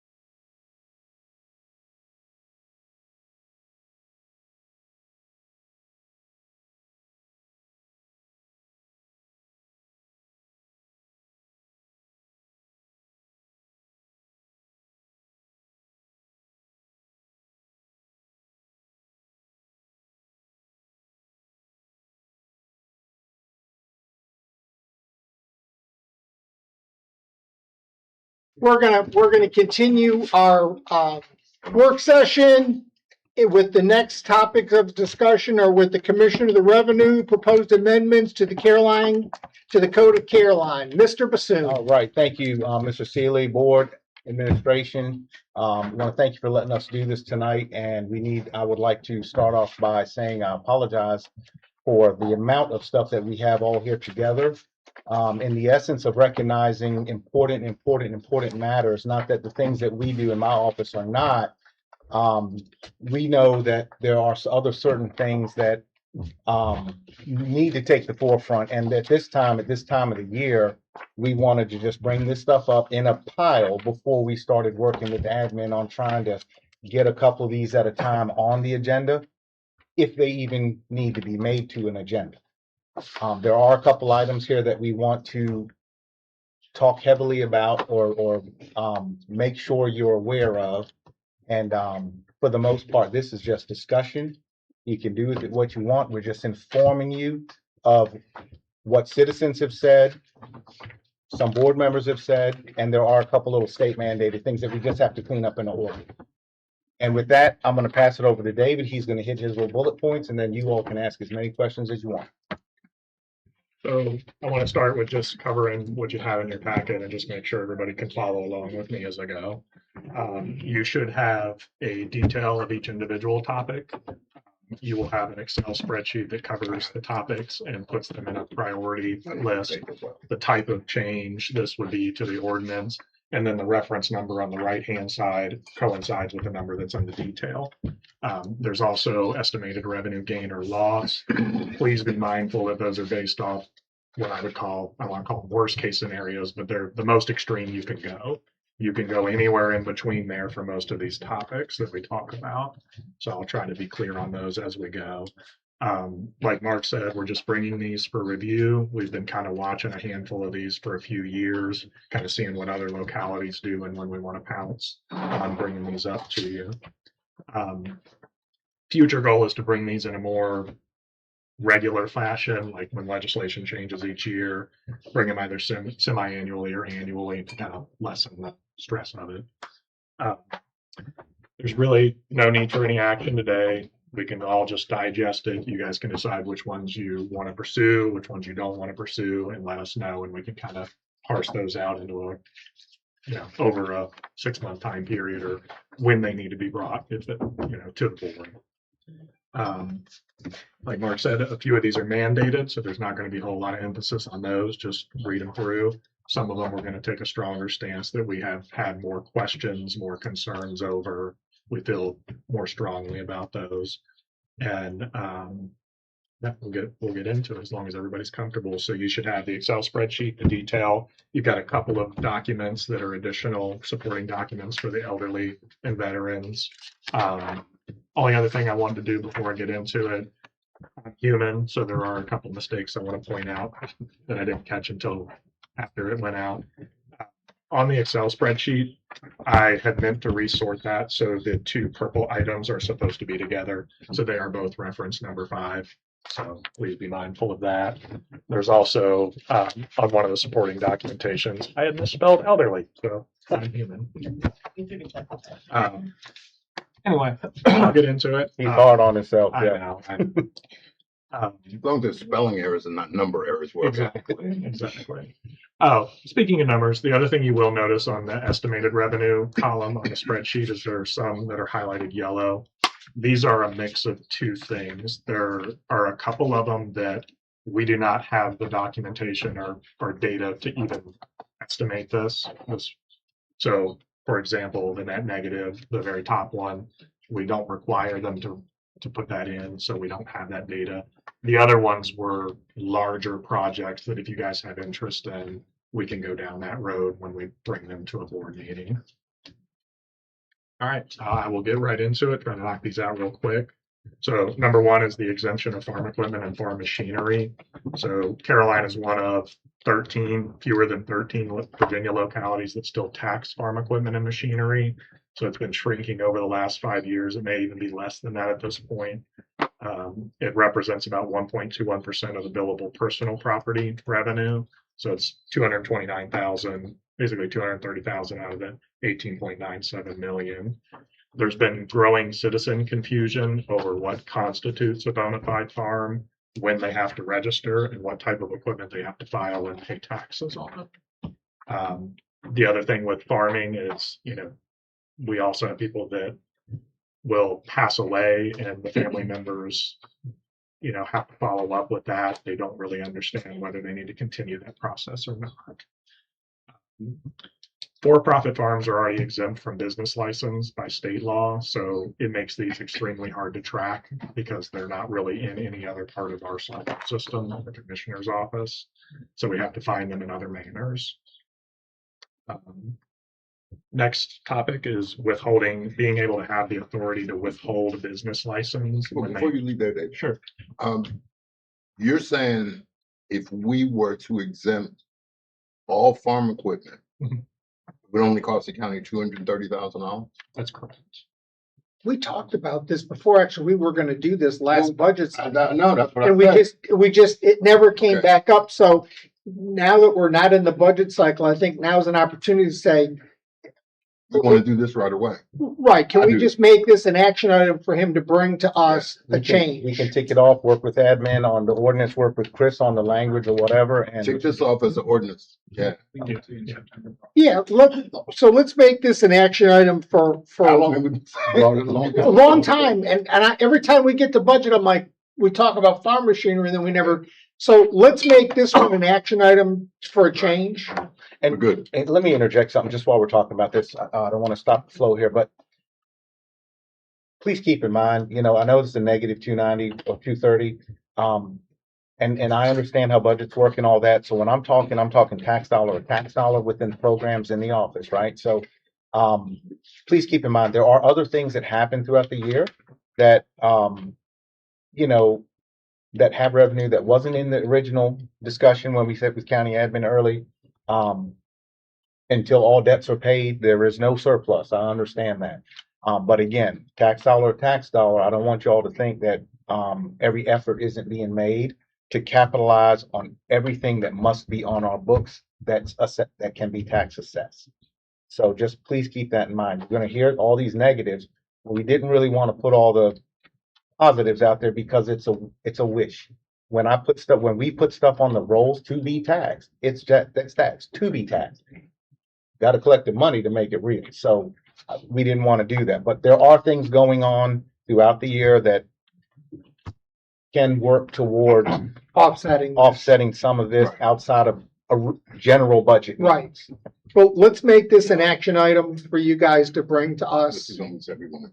Right, because we've all agreed over the years, and we keep missing the pitch on it. Yeah, and another thing I forgot to mention, if you look at your detail, there's a little red section in each topic where it's kind of the suggested time to bring this up, because this is more of a to do before January of next year. Okay? Right. Yeah, some of them are more sooner than others. Because we have to do this before January 1. Because Because the books will close. Well, Right. really, The book's this open. would be before you set a tax rate. Right. Yeah, so before April. We don't want to fall into our assessing work. Well, we want to do it right now. So Right. get it out of the way. Yep. Next. Thank you, David. Yeah, no problem. And so the second one is going to be the authority to withhold a business license for delinquent taxes in any category of taxes. Now, that is completely up for the board to decide. You can pick and choose whether you want to allow us to be able to withhold that business license for delinquent business license taxes. Can't play the games. So withhold the license, what does that do? Well, But it forces the person to rectify the situation, whether it be delinquent business. Can you give personal us any property. examples of without singling somebody out about what would trip this? So we already, even though there's no ordinance, we strongly, for example, business comes in, maybe they sell prepared food and beverage. They file prepared food and beverage filings monthly and remit those taxes to the county. If they are behind in those, we want a little extra teeth to say it's more than a suggestion. You cannot receive your business license without getting caught. In some cases, a lot of people want the business licenses to take to the bank to show proof of business and, different things like that. I mean, the state. No, we don't have the authority to lock That's what I'm doors. saying. So How much money are we that's what I want to talking? know. If you operate without a business license, what's the punishment? The county code, the penalty is $2,500 a day is the highest. So you take them to court. Or a year in jail. That's Commonwealth attorney stuff. Well, no, but if somebody would have to take them to court, they're operating without a business license. Correct. So I'm just trying But to- at least having the code to throw, to Oh, yeah, I don't have a problem with basically it. I just want to know show what the, someone. what, if somebody, you What the tell them that, remedy, what are the, how and they much- go, okay, crap, I don't care, I don't have a business Yeah. license. And these are all How local much money are we taxes, talking about now in not delinquent? state, federal In taxes. these, are local. in these categories of business license, real estate, personal meals, transient occupancy, severance and admissions, how much money is in delinquency now? That I don't have in front of me. So, I mean, are we addressing an issue? What we can say Or- is annually, we've had about 330 plus or minus businesses not resubmit active business license renewals that need to be active. Okay, then. Now, okay. there's a big portion of those that don't cross the threshold. However, in uniformity, if one's doing it, everybody's got to do Right, it. I understand. So- I just want to know whether we're addressing a real issue or it's just, Now, and I will it's just say, something we're trying to clean up. and there is a matter of, there are 43 right now out of the 330 that my staff is honing in on that have crossed the threshold in the past and have not resubmitted. So there is money on the table for those that have But crossed. we don't know the how threshold. much. Okay. We know how I much. can't we don't really have say. the You number. can't disclose the numbers, that's. Well, in a bulk, we could get back to you with that number. Bulk number. Yeah, with the bulk number, just how much is in delinquency. Yep. All right. But I think this is worth an action for an ordinance. Yeah, let's, I'll take Put this action one as for well. action. Let's prepare an ordinance. Next. All right. Number 3 would be the business license exemption for net negative years. So 3703 allows localities to exempt license taxes for businesses that have no after-tax profit for that license year. We've had some questions generally each year about it, that, basically a business will come in and say, why do I have to pay taxes? I didn't make anything. I did not profit anything. So not one that we take a strong stance on, but something that you do have the option to do if you so choose, or if you want us to bring that. Does it help you to have this? Help the commissioner's office? No, not directly. Does it help the treasurer's office? Not directly. It would help the business if they were in that situation. Yeah, the businesses How do losing they? money. Right, so it would be better in writing, so at least everybody could see the same thing. Is that what you're saying? Well, it's not allowed at this moment. It is not codified in county code. So it would be something that you all would have to decide. Do we want to allow this exemption and open it up to businesses to be able to turn in, and to answer your question, Ms. Long, they would have to turn in their income tax return to our office. So it's dependent on the business. We would not be reaching out because we don't know that. They have to provide that information. And they'd have the incentive to do that because waive their tax. Okay, so it puts them in the business, nothing the county's doing. Fine. So can we make that one an action? Okay, And if you'll notice, that's one of the ones that is highlighted in Yeah. yellow, so we don't have Have that any. information to estimate, yeah. Right, number 4 is replacing the cigarette tax monthly reporting with quarterly on-sites or on-sites in general. The current ordinance that we adopted in 2023, or that you adopted in 2023, requires the wholesale distributors to report monthly the number of stamps they have on hand, how much they ordered during the month, how much was returned, things like that.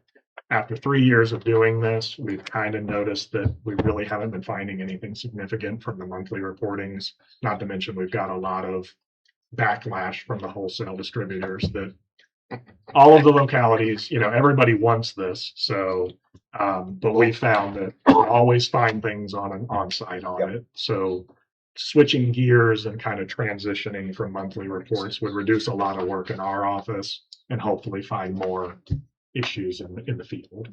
go ahead. When you do the quarterly, are they gonna be, you're gonna walk in and ask so that you get to see what they have on the books then, or do you Correct. set up appointments? Okay. Well, Because then in things my can mind, change. if we set appointments, they have, for lack of a better way to explain it, they have an opportunity to hide things. Right. So they exactly. really will be a more random audit, even, and just making sure we're not hitting the Because same yeah, place and over and doing over it and over again. quarterly, they sort of know you're gonna be there. Right, yeah. So I think this is a good one. And it has been very effective doing it.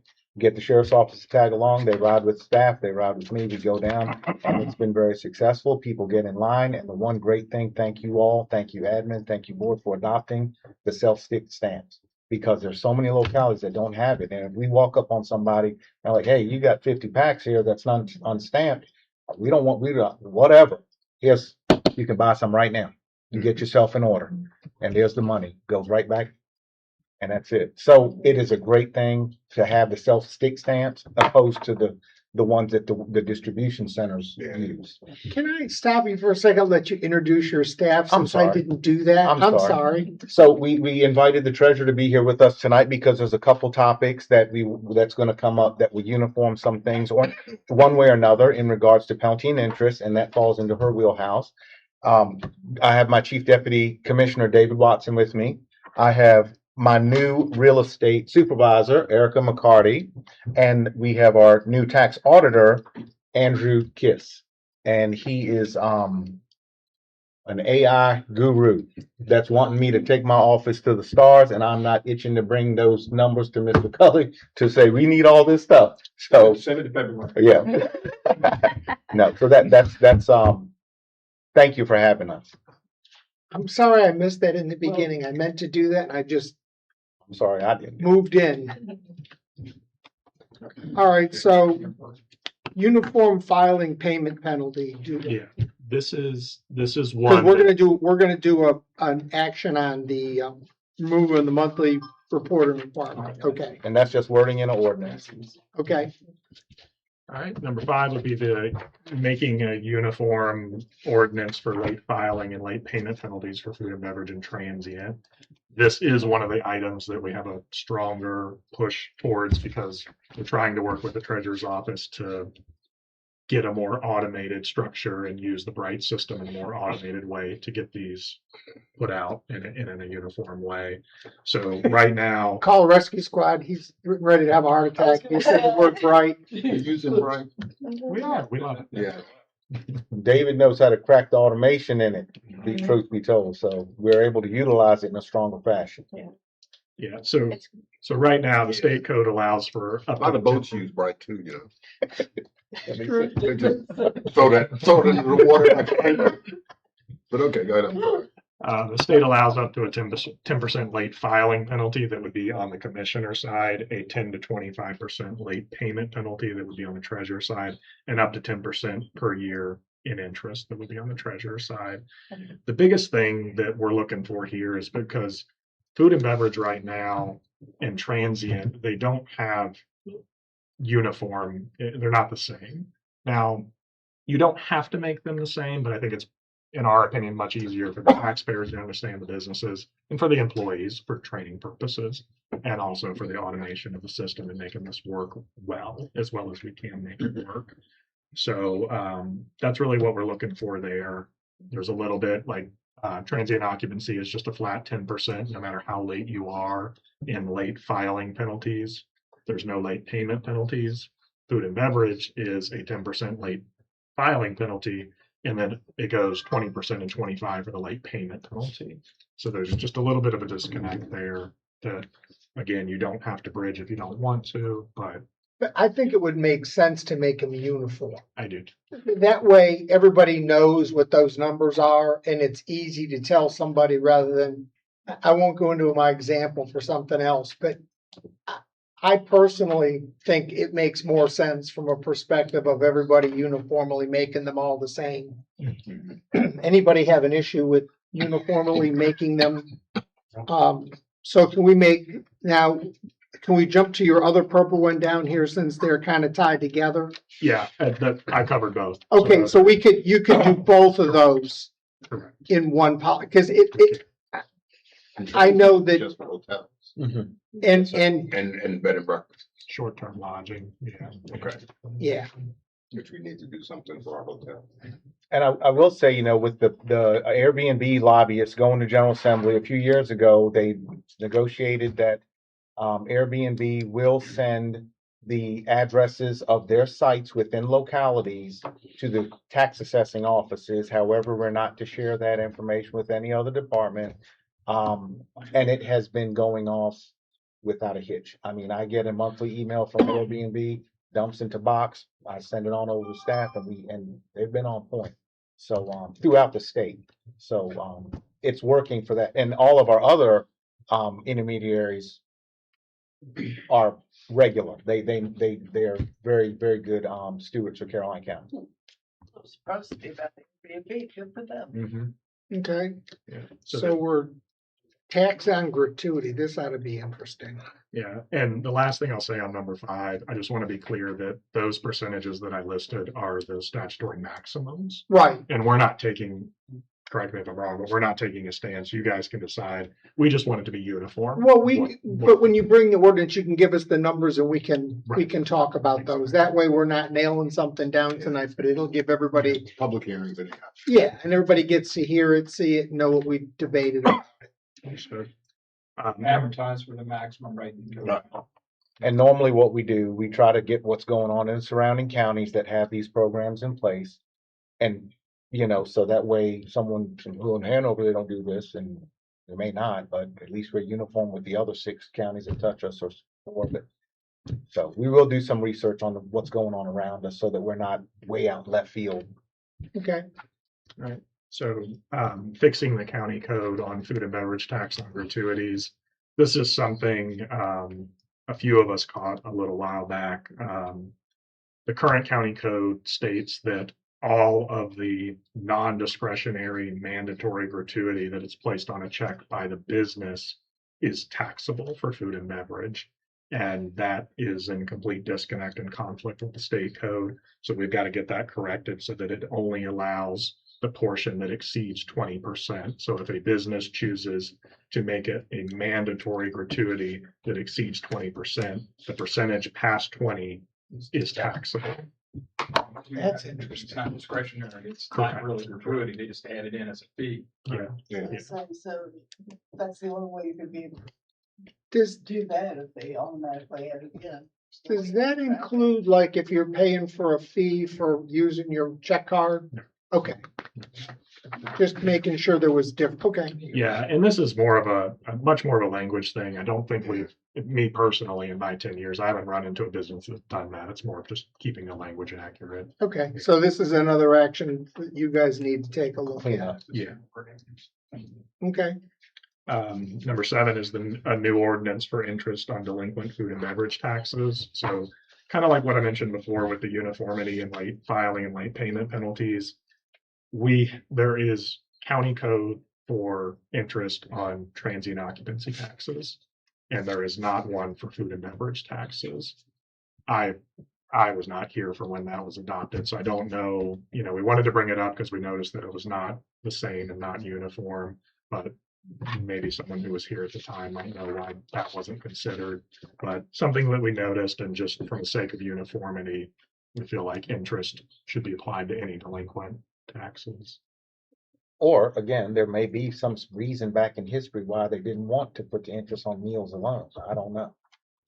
But every other category gets penalty and interest should they be delinquent, and uniformity is very good when you lay that down on the counter to explain to somebody, someone's not getting over on someone else. A different category is getting over on, it just cleans it all up. As far as we're aware, that's the only category of local tax that doesn't have interest.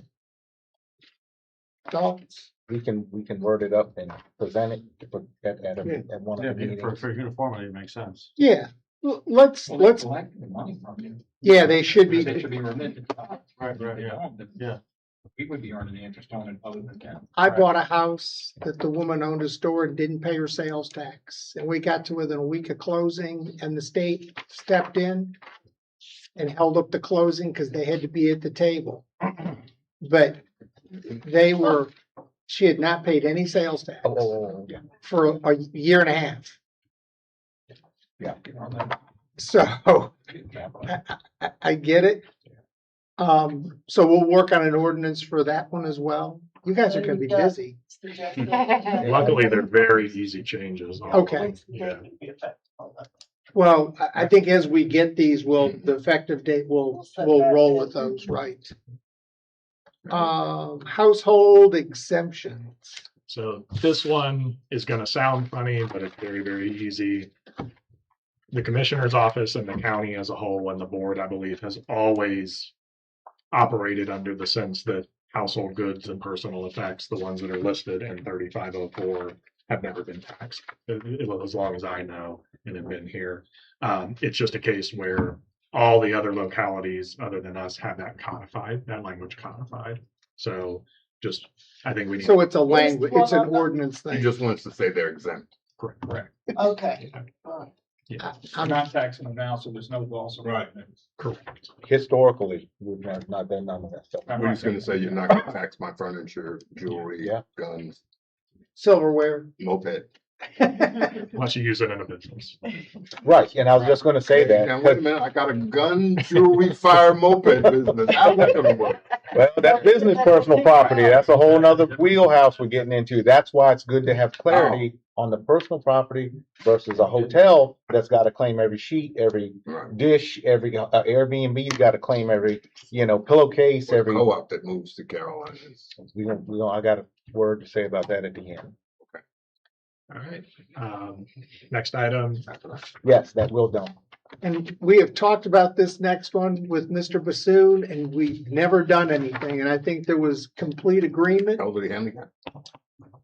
The Well- elderly, Let me preface that, Jeff, if you don't mind. sure, We did make an adjustment, but it's been, I think it's 5 years. I don't want to mess up your bullet points here. We're on This is personal property. Personal property. Oh. Real estate. Which one are you on, Jeff? Number 9. Huh. So the The vehicle. elderly and handicapped personal? Oh. Yeah. Sorry, you go with You're that. okay. You're okay. Oh, well, I will say, let me say this. I'm sorry. I thought we were on the elderly and disabled thing.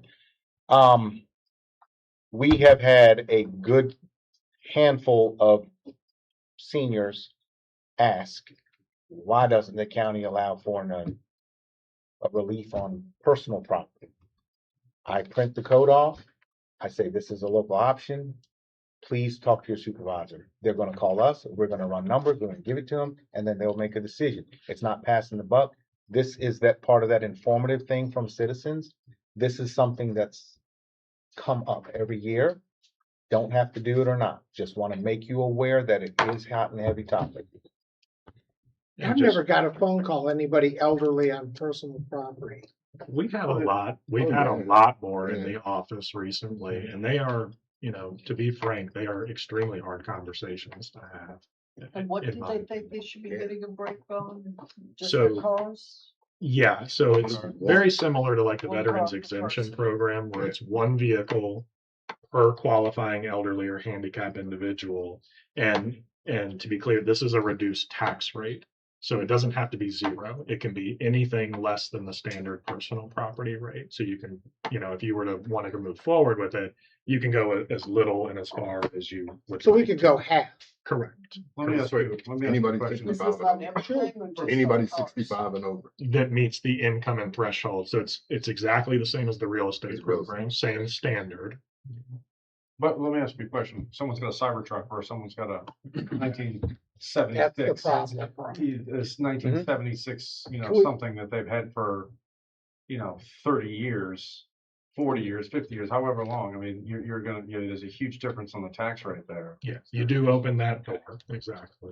Can we set a max threshold for vehicle value to be qualified for this? Not that I'm aware of. Okay, because that, It's the Well, income. let me, uh, It's the it's the income, but Well, it's somebody's- an income asset thing too now. So, your assets, So I got $150,000 truck is what he's saying versus my $2,000 1976 Chevy Chevette. Yeah, and so just like the real estate program, so when you're relieving an item, like for the real estate program, the home and a certain amount of acres, that portion of the net income is excluded. Right. So in Jeff's example, if it's a Tesla Cybertruck, that value of the vehicle can't be considered in their net income. So Can't. cannot, yeah, because it's the item that they're looking to get relief on. however, their other car, their boat, their trailer, their RV, or anything else they may have in their inventory goes towards the asset threshold. You have to be the only one. But I can't say one car no greater than $50,000 in value. Right, that's what I was looking for. Because he was, that's Okay, That one's a little more difficult. yeah. And again, it's just informative. That one was very much Can informative. we'll leave this one off for now, but need to think about, so the next one is the the next one is, Yeah, so this is the real estate version. Personal property tax yeah, relief. number 10 would be the personal property PPTR coverage. So a lot of localities, in fact, the majority of localities take the bucket of personal property tax relief that has stayed the same since 2006. They take those monies, and in this case, unlike the elderly relief and the handicap relief, the board is allowed, the local governing body is allowed to set multiple tax rates to cover that vehicle value between $0 and $20,000. So to make it as easy as possible to understand is that most localities basically use the personal property tax relief fund money to cover the entire taxes for the vehicle value between $1,000 or $1 and $1,000, or most do 1,000. I've seen a couple localities do up to 4,000 to cover it completely. So they set a $0 rate for that portion of the vehicle value, and then a separate rate for 1,001 to 20,000, because that's 20,000 is the state mandated maximum. And if I could just give an example, we have so many people come and say, oh, it's just in my yard for parts, or I got a tree growing up in it. And the state code says if you own it, it has to be taxed. I'm not going to argue with you that it's probably worth $5 or $1,000 or whatever. The goal here is to inform the board that anything under $1,000 in value, once the PPTR spread across the qualifying vehicles, this would wash out a bill for those people. Yeah. We get the money still from the PPTR, but the individual is not coming out of pocket for their $36 bill. Backs out that it's low. People that are over that don't get as much relief. So where the relief is 25% or 35% ratio, that's got to be deducted down, and so every other car will get less relief. You're absolutely correct, Because but it's I fixed do amount of money. right. I do want to make a point in saying that it doesn't just apply to vehicles that are $1,000 and under. So even if your vehicle is The $10,000, first thousand's wiped to correct, zero. correct. So you're Oh, all, so yes. everybody gets a Everyone. little bit. Everyone So gets a the, little. that That's a little example before, the 76 Chevy Chevette is probably worth $10. That would be zero. Correct. Yeah. Now, there was a time when cars actually rolled off of the list. You're saying that doesn't happen anymore?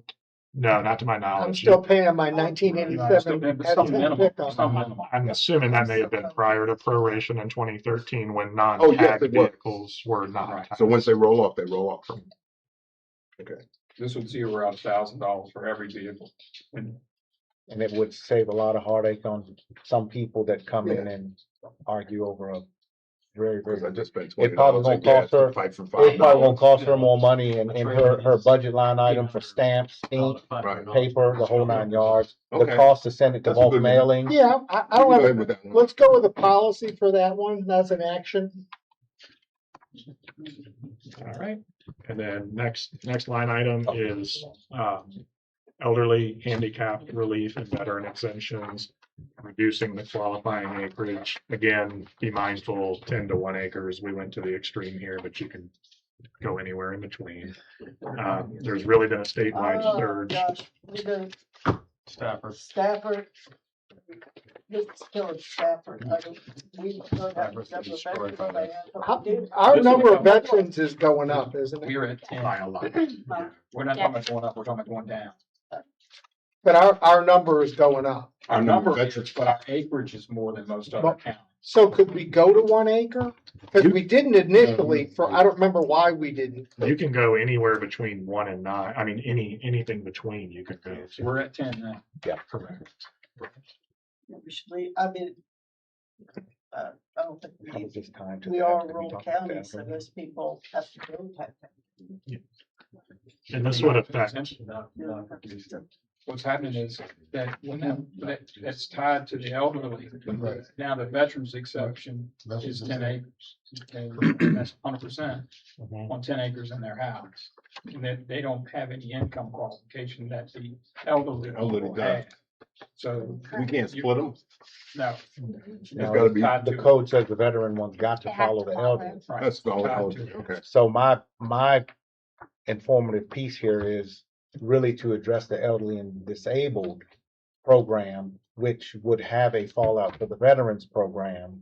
Yeah. However, it's coming up that we would ask to raise the income asset level for our elderlies because Social Security has gone up, our tax values have gone up, and I'm a year late in presenting this to our elderly people. So that's gonna ride along in just a second, but you lower the acres, but you raise the income asset levels for the folks. The unfortunate fallout is our veterans programs acres will also have to follow suit with whatever we do with the elderly. And you'll see that there's a table attached for supporting docs that show how many people are in each program that have the acres over, what the values are, what the tax dollars are, and how it affects up and down. Where's the table at, Mark? So At the very end. yeah, you should have one that says estimated revenue. Is it this one? It's like 4 lines, it's 4. Mm-hmm. Skinny thing. Yeah, little skinny. Yeah, I didn't remember where I saw this. Yeah, so it should give you an idea of how many are in each program, the total, how many are changed to the left of that would change if you reduce that to 1 acre. Obviously, if you chose a different acreage amount, a different number would be affected. And then the total number of acres that would be removed from the programs. And then moving on to the right, the average per parcel increase for those 117 or 156 in that example. And we haven't done a hardened study on this. We did a quick brief overview with our real estate department. Most of the folks that are in the program that have up to 10 acres or 7 acres or whatever, they're on large enough tracts that the balance of the acres are already in a land use program of some sort. So in the event this board was to say, okay, well, let's go down to 1 acre for the elderly disabled, those acres automatically will go into land use. So it's not, but we have to do a study, pull that information to see how many of these on this table fall in that. We feel strong that more than 60-70% of these folks will end up in land use anyway, so they're not going to the full tax value anyway. How do conservation easements get looked at in this program? They don't. They wouldn't be involved. So if we moved it, let's say we moved it to 2 acres.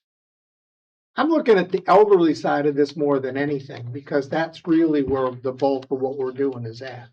Yes. And we're trying to throw them the lifeline. So if we went to 2 acres, what's your recommendation for the income limit? We initially recommended moving the income threshold from 50,000 to 60,000 and the net worth from 100 to 120,000. Moving the income threshold, we're still going to we suggest to still keep the 5 tiers that you already have and just move those from $10,000 tiers to $12,000 tiers with the same percentage relief on each one. With the assessed values went up. And just as an example, I'm going to announce this to Priscilla here now. I'm going to invite her to tag along with me to one of our elderlies on the south part of the county that has called, and she's out of the program due to this. And as an example, for her property, I'm not going to say the correct number here, but it's like $1,248 per year of tax bill. In the elderly program prior, it was $248 or whatever, because she qualified at the highest tier.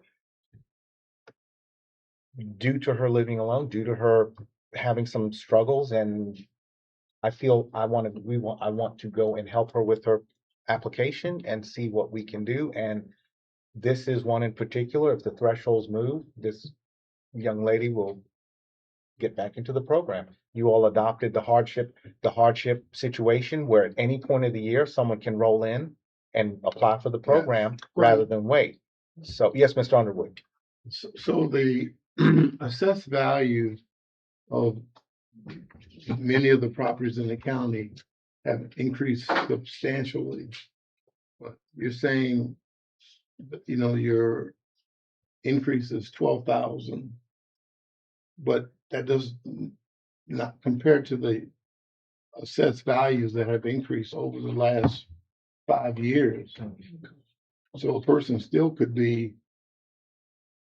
in pretty bad shape, even though you're increasing the threshold by 12,000 per category.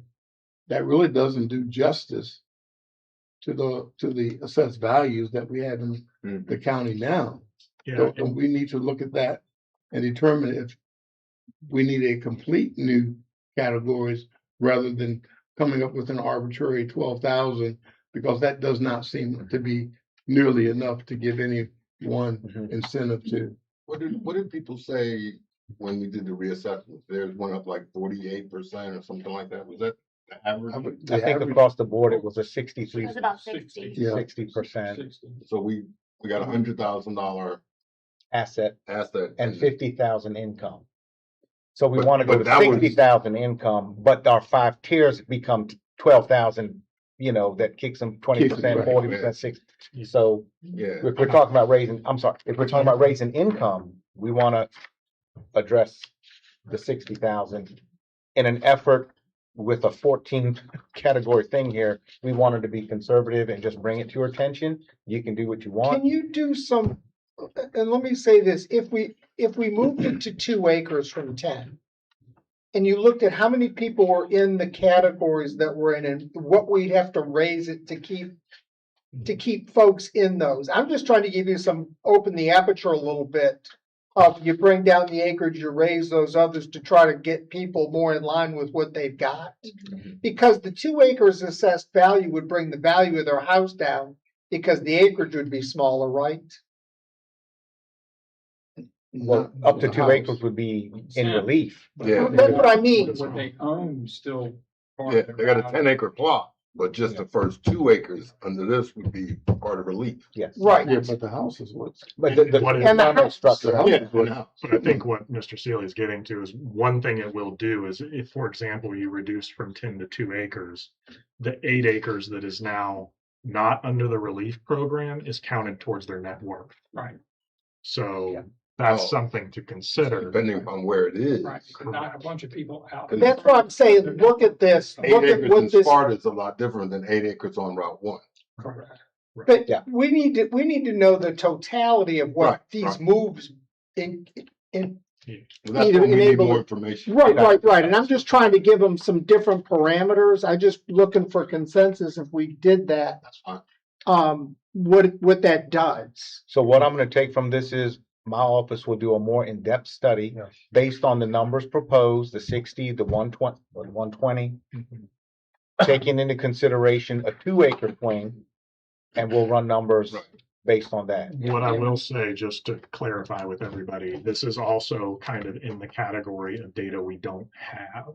Because if somebody walks into the office and they don't qualify, we don't keep. You don't keep their Right, information. so we don't know how many people and how much. But the people you have in the program, Correct. if you were to lower them down, you could do the math to say that's gonna kick them out Yeah. because of their property. So we at least know, if we Yes. do go down to 2 acres, if we don't do something to exempt this, we're gonna lose 25% of the people in the program or some number. Right. Yeah. Right, it gives you, I'm looking at how do we keep the folks, if we do this, I don't want to kick a whole bunch of people out. Right. Yeah. What I want to know is what the net effect on them is if we change, because we're changing 3 things basically, and when you change 3 variables in a problem, you change, it's not the same problem Yeah, anymore. we So, certainly don't want to compile on folks getting dropped out of the early Correct. disability program. So It's I'm the just, saddest conversation you want to have with someone.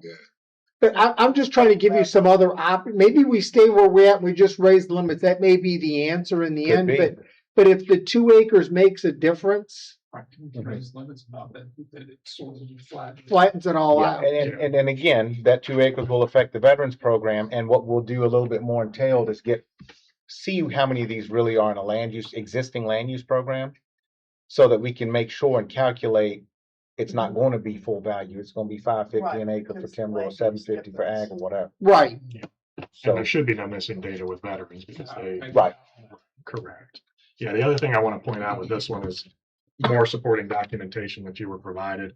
So do take a look at the table that compares the other localities. Yeah, I was just around looking at us. that. And So- it's hard because the real estate values are so Yep. different. Right. I mean, we're sandwiched between two, Yeah. just look at the tax rate, Hanover's 2 million, 2.2 million per penny. Spotsylvania is 1.2 million per penny.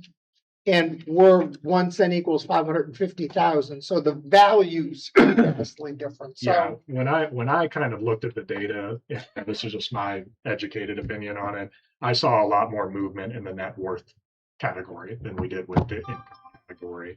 I think the 60 is pretty high compared to all of the localities. I mean, nothing wrong with that, but considering more than that, you would put yourself at the high end of surrounding localities, but there's plenty of wiggle room in net worth, which, correct me if I'm wrong, Erica, that does pretty commonly will kick somebody out of the program. Yes, very much so. And just real quick, while we're still on, while the veterans are a piece of this conversation, as president of the Commissioners Association, I have a seat at the table with the tax department, governor's office. You all know how that rolls. So a few weeks ago, David C's office at State Tax reached out to me to ask about joining a study group to look at parameters around our veterans relief program around the state. I said, I have no problem. I got with Scott Mayowski. We're pulling in our top 5 counties that are seeing the biggest hit, which would, Stafford, Norfolk, Virginia Beach,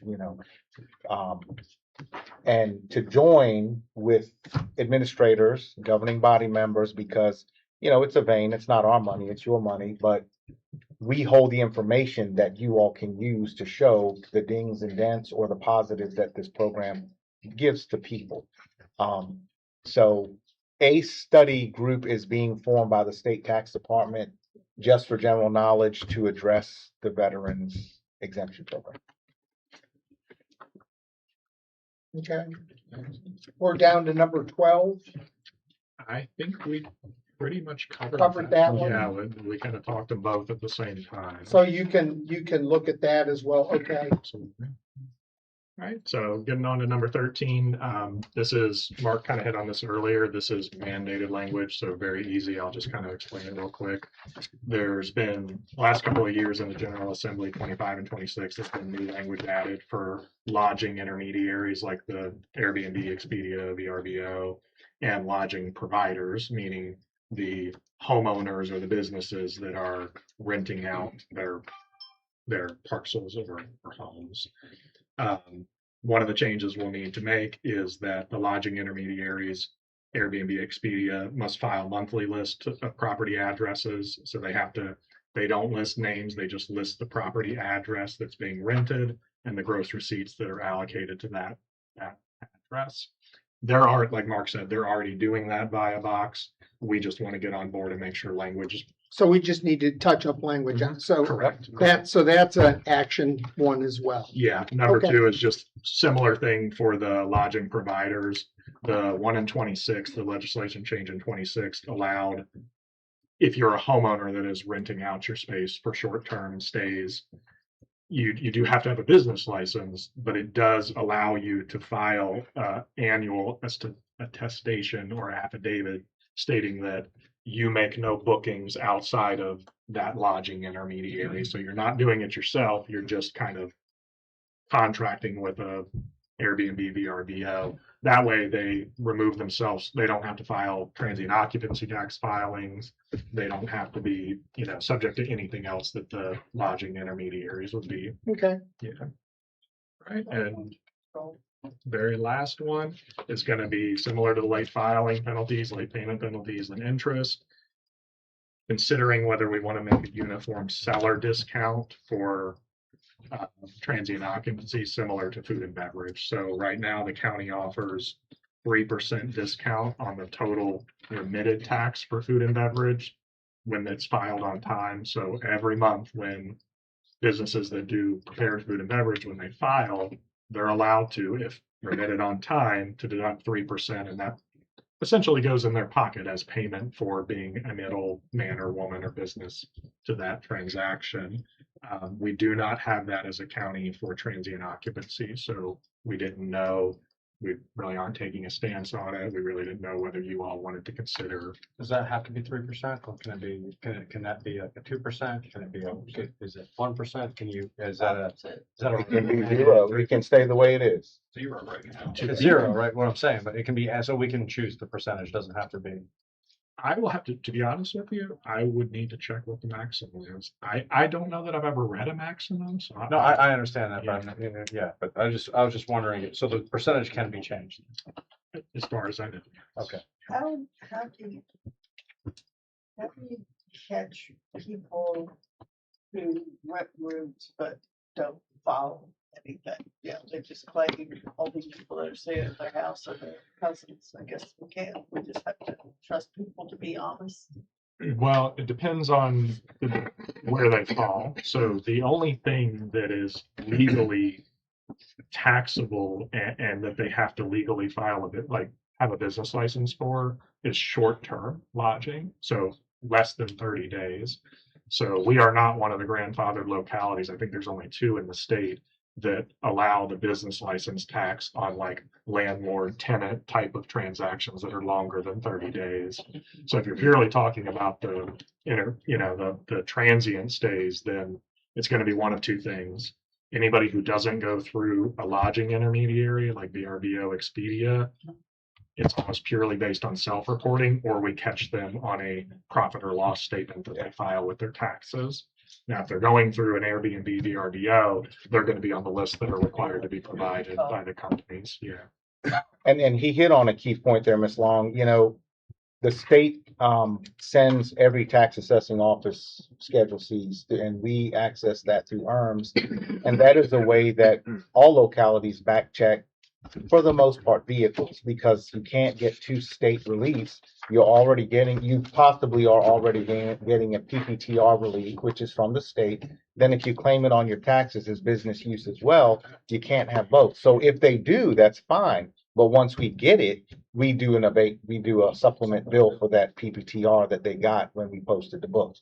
So, but that also brings up other things within that Schedule C that we receive. We don't go looking for these things. We receive it, we work them, we try to match everything up. And most of the time, that's where people may get a phone call from us saying, hey, we see that you filed a Schedule C, a business filing, but we don't have a business license for you. What's going on? You know, or the nosy neighbor. That's what we get most of. So do we need to do anything on 15 or just leave it alone? 14? Or 14, I'm sorry, not 15, 14. That is completely up to you all. Any others from any board member? On the one about the 3% or is that what? Well, the seller's discount that we don't have anything on right now. My gut feeling is leave it alone. It ain't broke, don't fix it. Nobody's complaining about getting a discount. So let's leave it alone and. I can corroborate that. We've had no. Okay.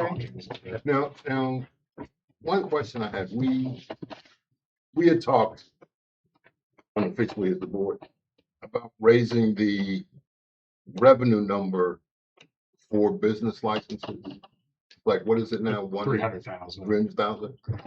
Can you get us an idea of what it would be if we moved it to 350 or 400? Yeah, absolutely. Yeah, that would be a good thing to know. Because I think What other people are charging? That would exempt it. we really need to look at some of the small business things that we're doing. So we're trying to make an effort. I know Gary Wilson is doing it. And I've worked with a couple of others. So one more thing I think might help. Anything else? Because I'm anxious to move on. Move on. I'm done. Yep. Thank you all for coming out this evening. All right, thank you. Hopefully this wasn't too painful. Motion open. Okay. No, not painful at all. I didn't know what your expectation was, you know. Exactly that. All right. Well, we will queue these up a couple at a time. You certainly don't want 8 all together, right?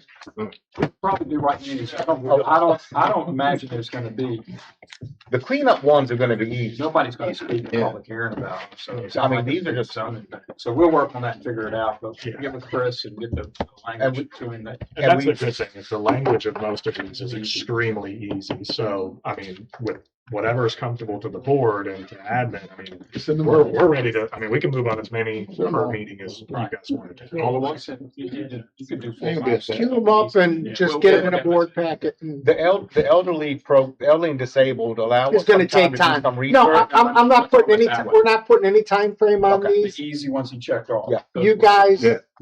pick the time frame for what you think. Yeah. I just know that you're gonna want it before we set tax rates and stuff, so you've got Oh. time to work on those, And so. we'll try to be mindful as to other things on the agenda as well, you know, that's why it's bulked up like this. That's why I appreciate y'all listening to us as a big whole here. We appreciate good ideas. All right. Thank you all. All right, thank you. Thank you. Who's got the motion? I got one here. It's in the black hole. Yeah. I brought more. Somebody call it. Oh, Priscilla will get it. She moves tables around. Yeah, you do. I'll Table around. I'll crawl over there when the camera's turned off. I'll crawl under there and get it. Dead for a while. Are we still, are we ready for a motion? Oh, we're Mr. on. Black, if you will read the motion. I move that this board convene in closed session meeting pursuant to the legal counsel of contract exemption, section 2.2, 3711, A8 and A29 of the Code of Virginia for consultation with the county attorney and discussion with staff regarding 1, the terms of economic development incentive agreement proposed for a development project in the Ladysmith area, and 2, proposals received to provide executive search services for county administrator's office, and 3, the terms of a county contract for IT services where such discussion in open session would adversely affect the bargaining position and negotiating strategy of the county. There's the motion in a second. Second. Nancy seconded it. All in favor? Aye. Opposed? We are now in closed session.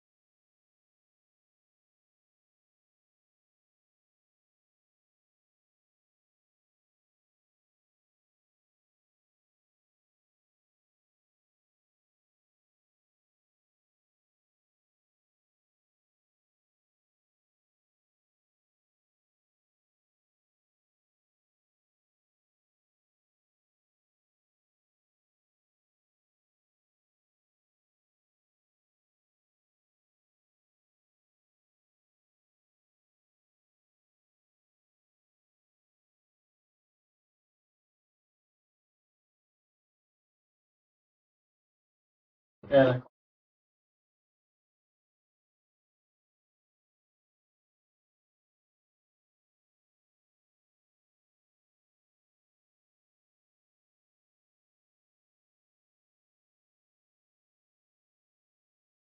Session, I need a motion. So move, Mr. Chairman. Second.